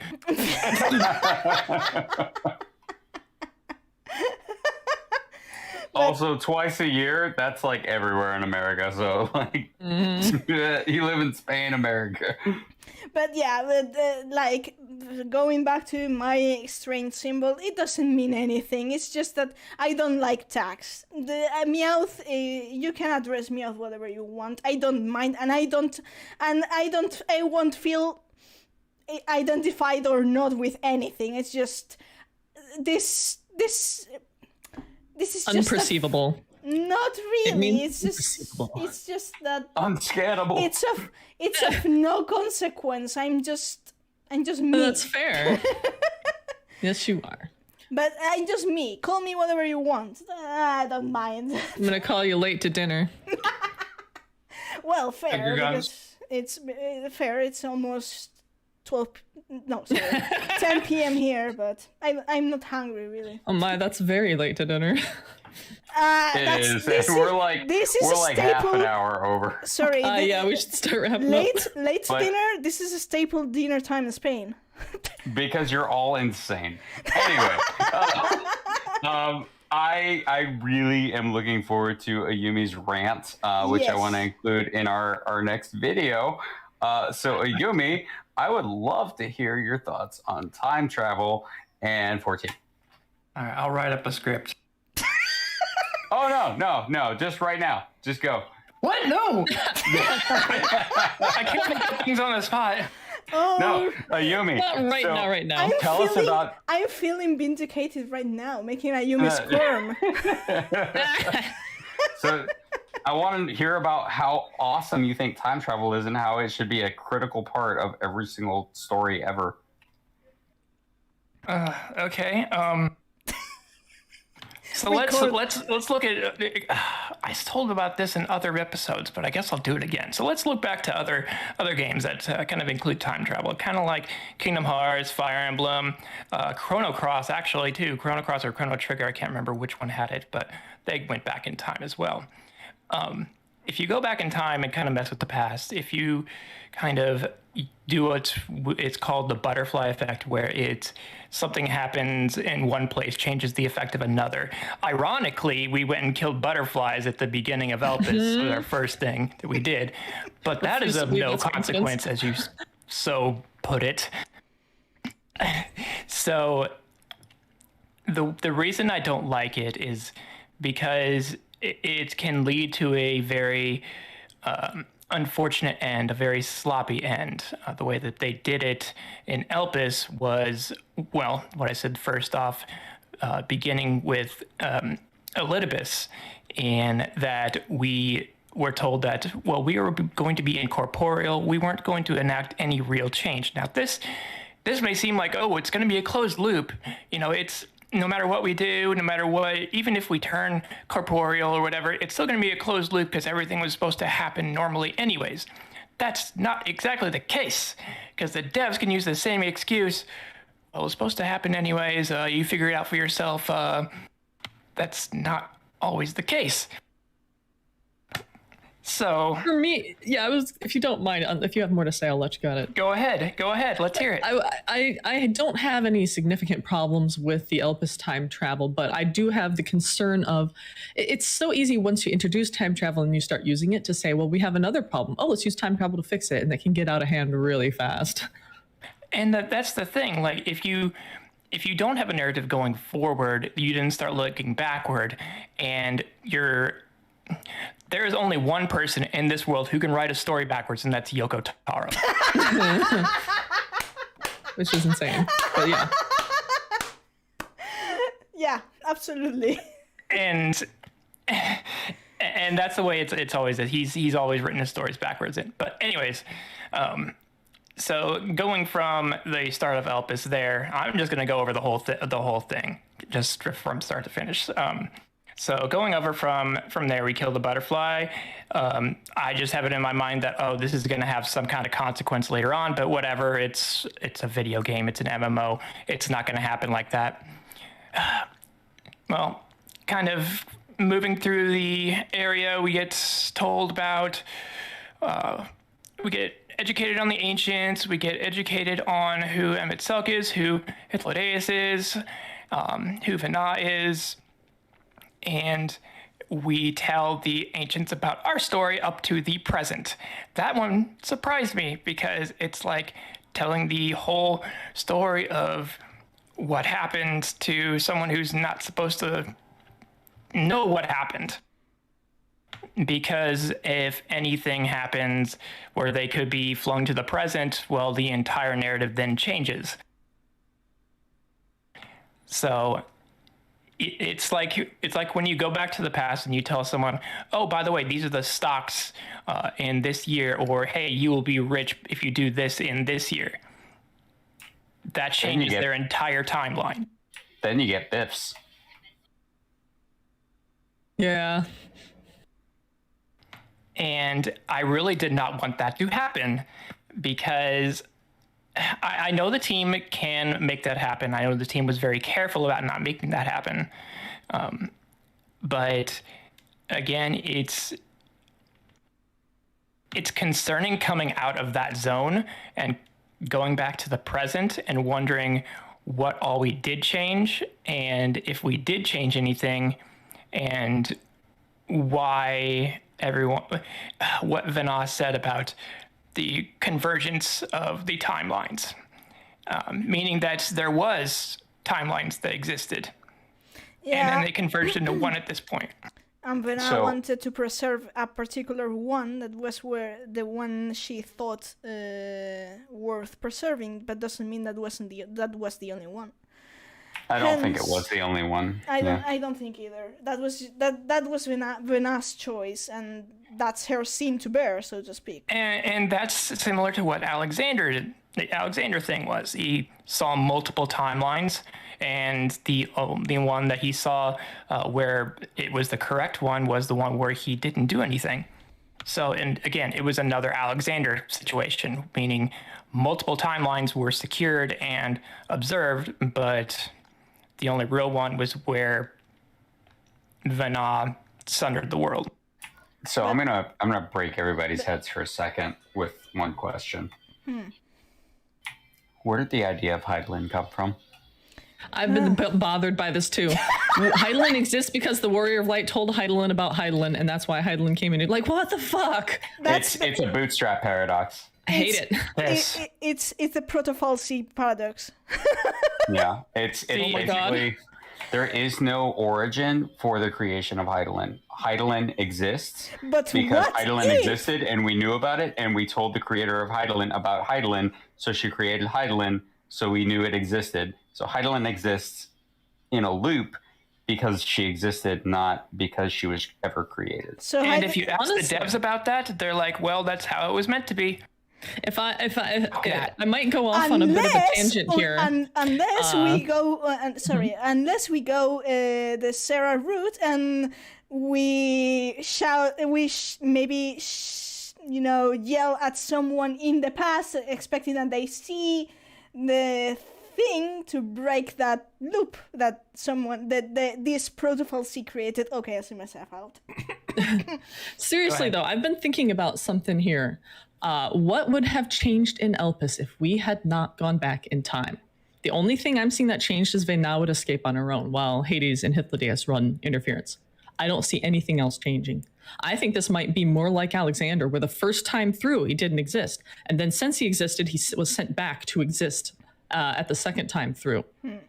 Like, I think that in theory, this could have gone off the same way with like someone else, maybe Hythlodaeus has to run some of the errands we do, or it just takes a little longer, but the end result would have still wound up the same because, the report was still coming in at the same time, no matter what. The only thing we did was like some fetch quests, some help, some chatting, some tearing Emmett Selk's hair out, which is, important. You got to get that in. Of course. And then helping them fight through Catesis, which they would have managed. They would have just been slower. Yeah, and that's true, and I think they still would have come up with the concepts, but we know that how creation magics work, that even extra knowledge or stray thoughts would impact the final results. So her just having knowledge of what Hydaelyn would be and the future, including knowing who we were, would affect that. So even though I think that it still could have happened, I think that because we went back, we essentially created our own timeline where we experienced all the events that we did, that was a result of our actions, and that there would be a separate timeline where we didn't go back, but it was still very similar. The kicker and the catalyst here, and the excuse that they give, is Kairos. Well, and consider also, it could be the same as Pandemonium. It's strongly indicated that if we don't go back and do the Pandemonium raids, Azim is there, and they do it, because this is discussed in the beginning of Pandemonium. Oh, well, Azim was going to come along, but she said, actually, someone else is going to help you. So it could be that Azim, because Emmett Selk does say at the start of Elpis, if they wanted to be here, they would be here. Because literally at the end of Elpis, they just get Men in Blacked and lose a portion of their memories. So this might be another case where originally Asm did it, and then because we were sent back in time, we did it instead and created this paradoxical arrangement.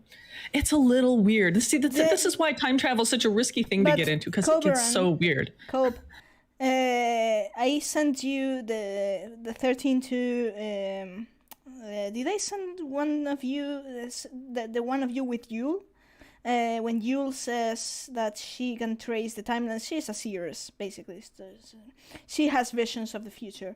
And apparently Asm does as well. So the theory of someone warning Asm from the future about something and Asm trying to act on that is not that far-fetched at all. I still hate time travel and time prophecies. Because other games that I have played with this, other JRPGs that I've played with this, are annoying enough as it is, where you have to follow one character's plot, and then later in the game, you're diving into that character's plot 5 years, 10 years, 20 years into the past, and then you're diving into another character's plot before that. I would be really curious to see you play 13-2. I'm not even going to. I mean, I don't think it's the time travel you hate. Because I played about maybe halfway through 13, and it didn't feel like a Final Fantasy to me. It was, I don't know, it didn't sit well with me. I'm not going to discuss your personal well, that's just like your opinion, man. We could go into that and how I kind of thought of that, but that's another topic for another day. I don't know another day. But I'm too used to that. I'm not going to say too used. I'm used to that opinion. It's just that at this point I'm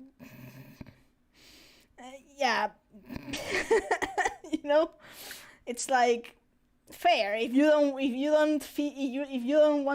like the trilogy, fair, but for goodness sake, play it first.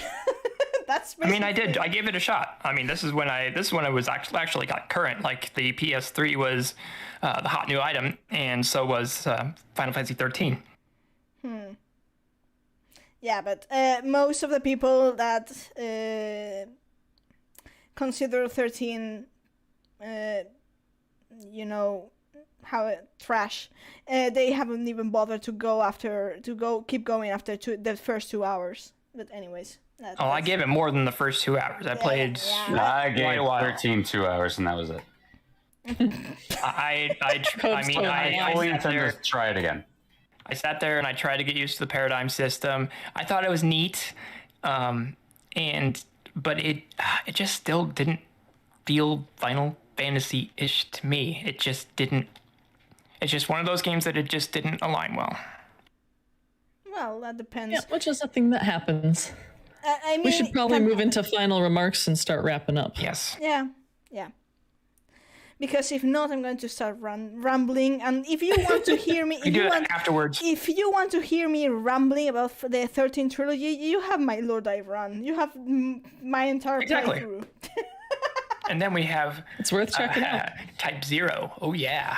Type 0. Now that you're mentioning it, let's save it for another day. I'm planning to stream to do a Lord Dive run of Final Fantasy Type 0, probably June, more or less when I'm a bit less overworked, probably around June. And if you're, I know it's months of advance, but I plan to stream that one in my channel for completing the Fabula Nova Crystallis series. It's an underrated game, very underrated. Very underrated. Ugh. And there's a lot of things in 14. There's some really interesting things about Type 0 going into 14. But yeah. So that about wraps it up with today's interview with Meowth. No, That was an interview? no. I'm just today. I'm We just couldn't the tell, host. couldn't tell beforehand. You should have told me it was an interview. I would have asked more embarrassing questions. Oh my god. Well, you guys interviewed me about time travel without my consent. We don't need consent for you.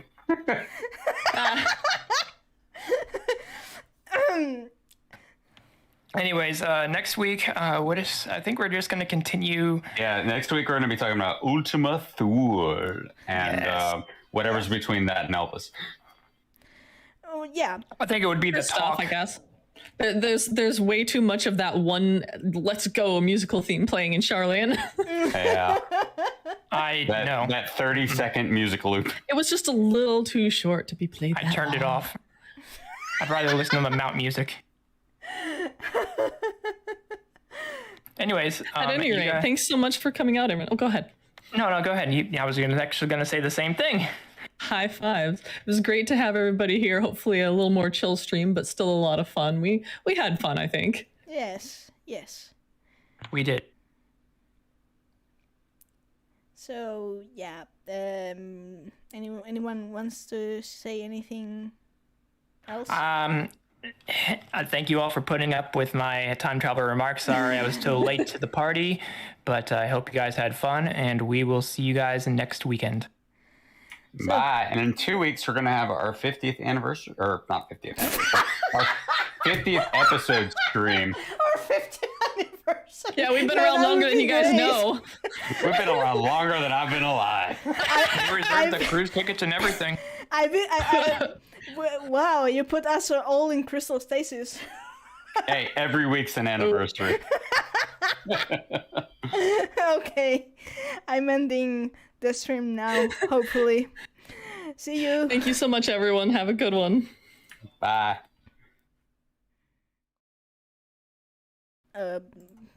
So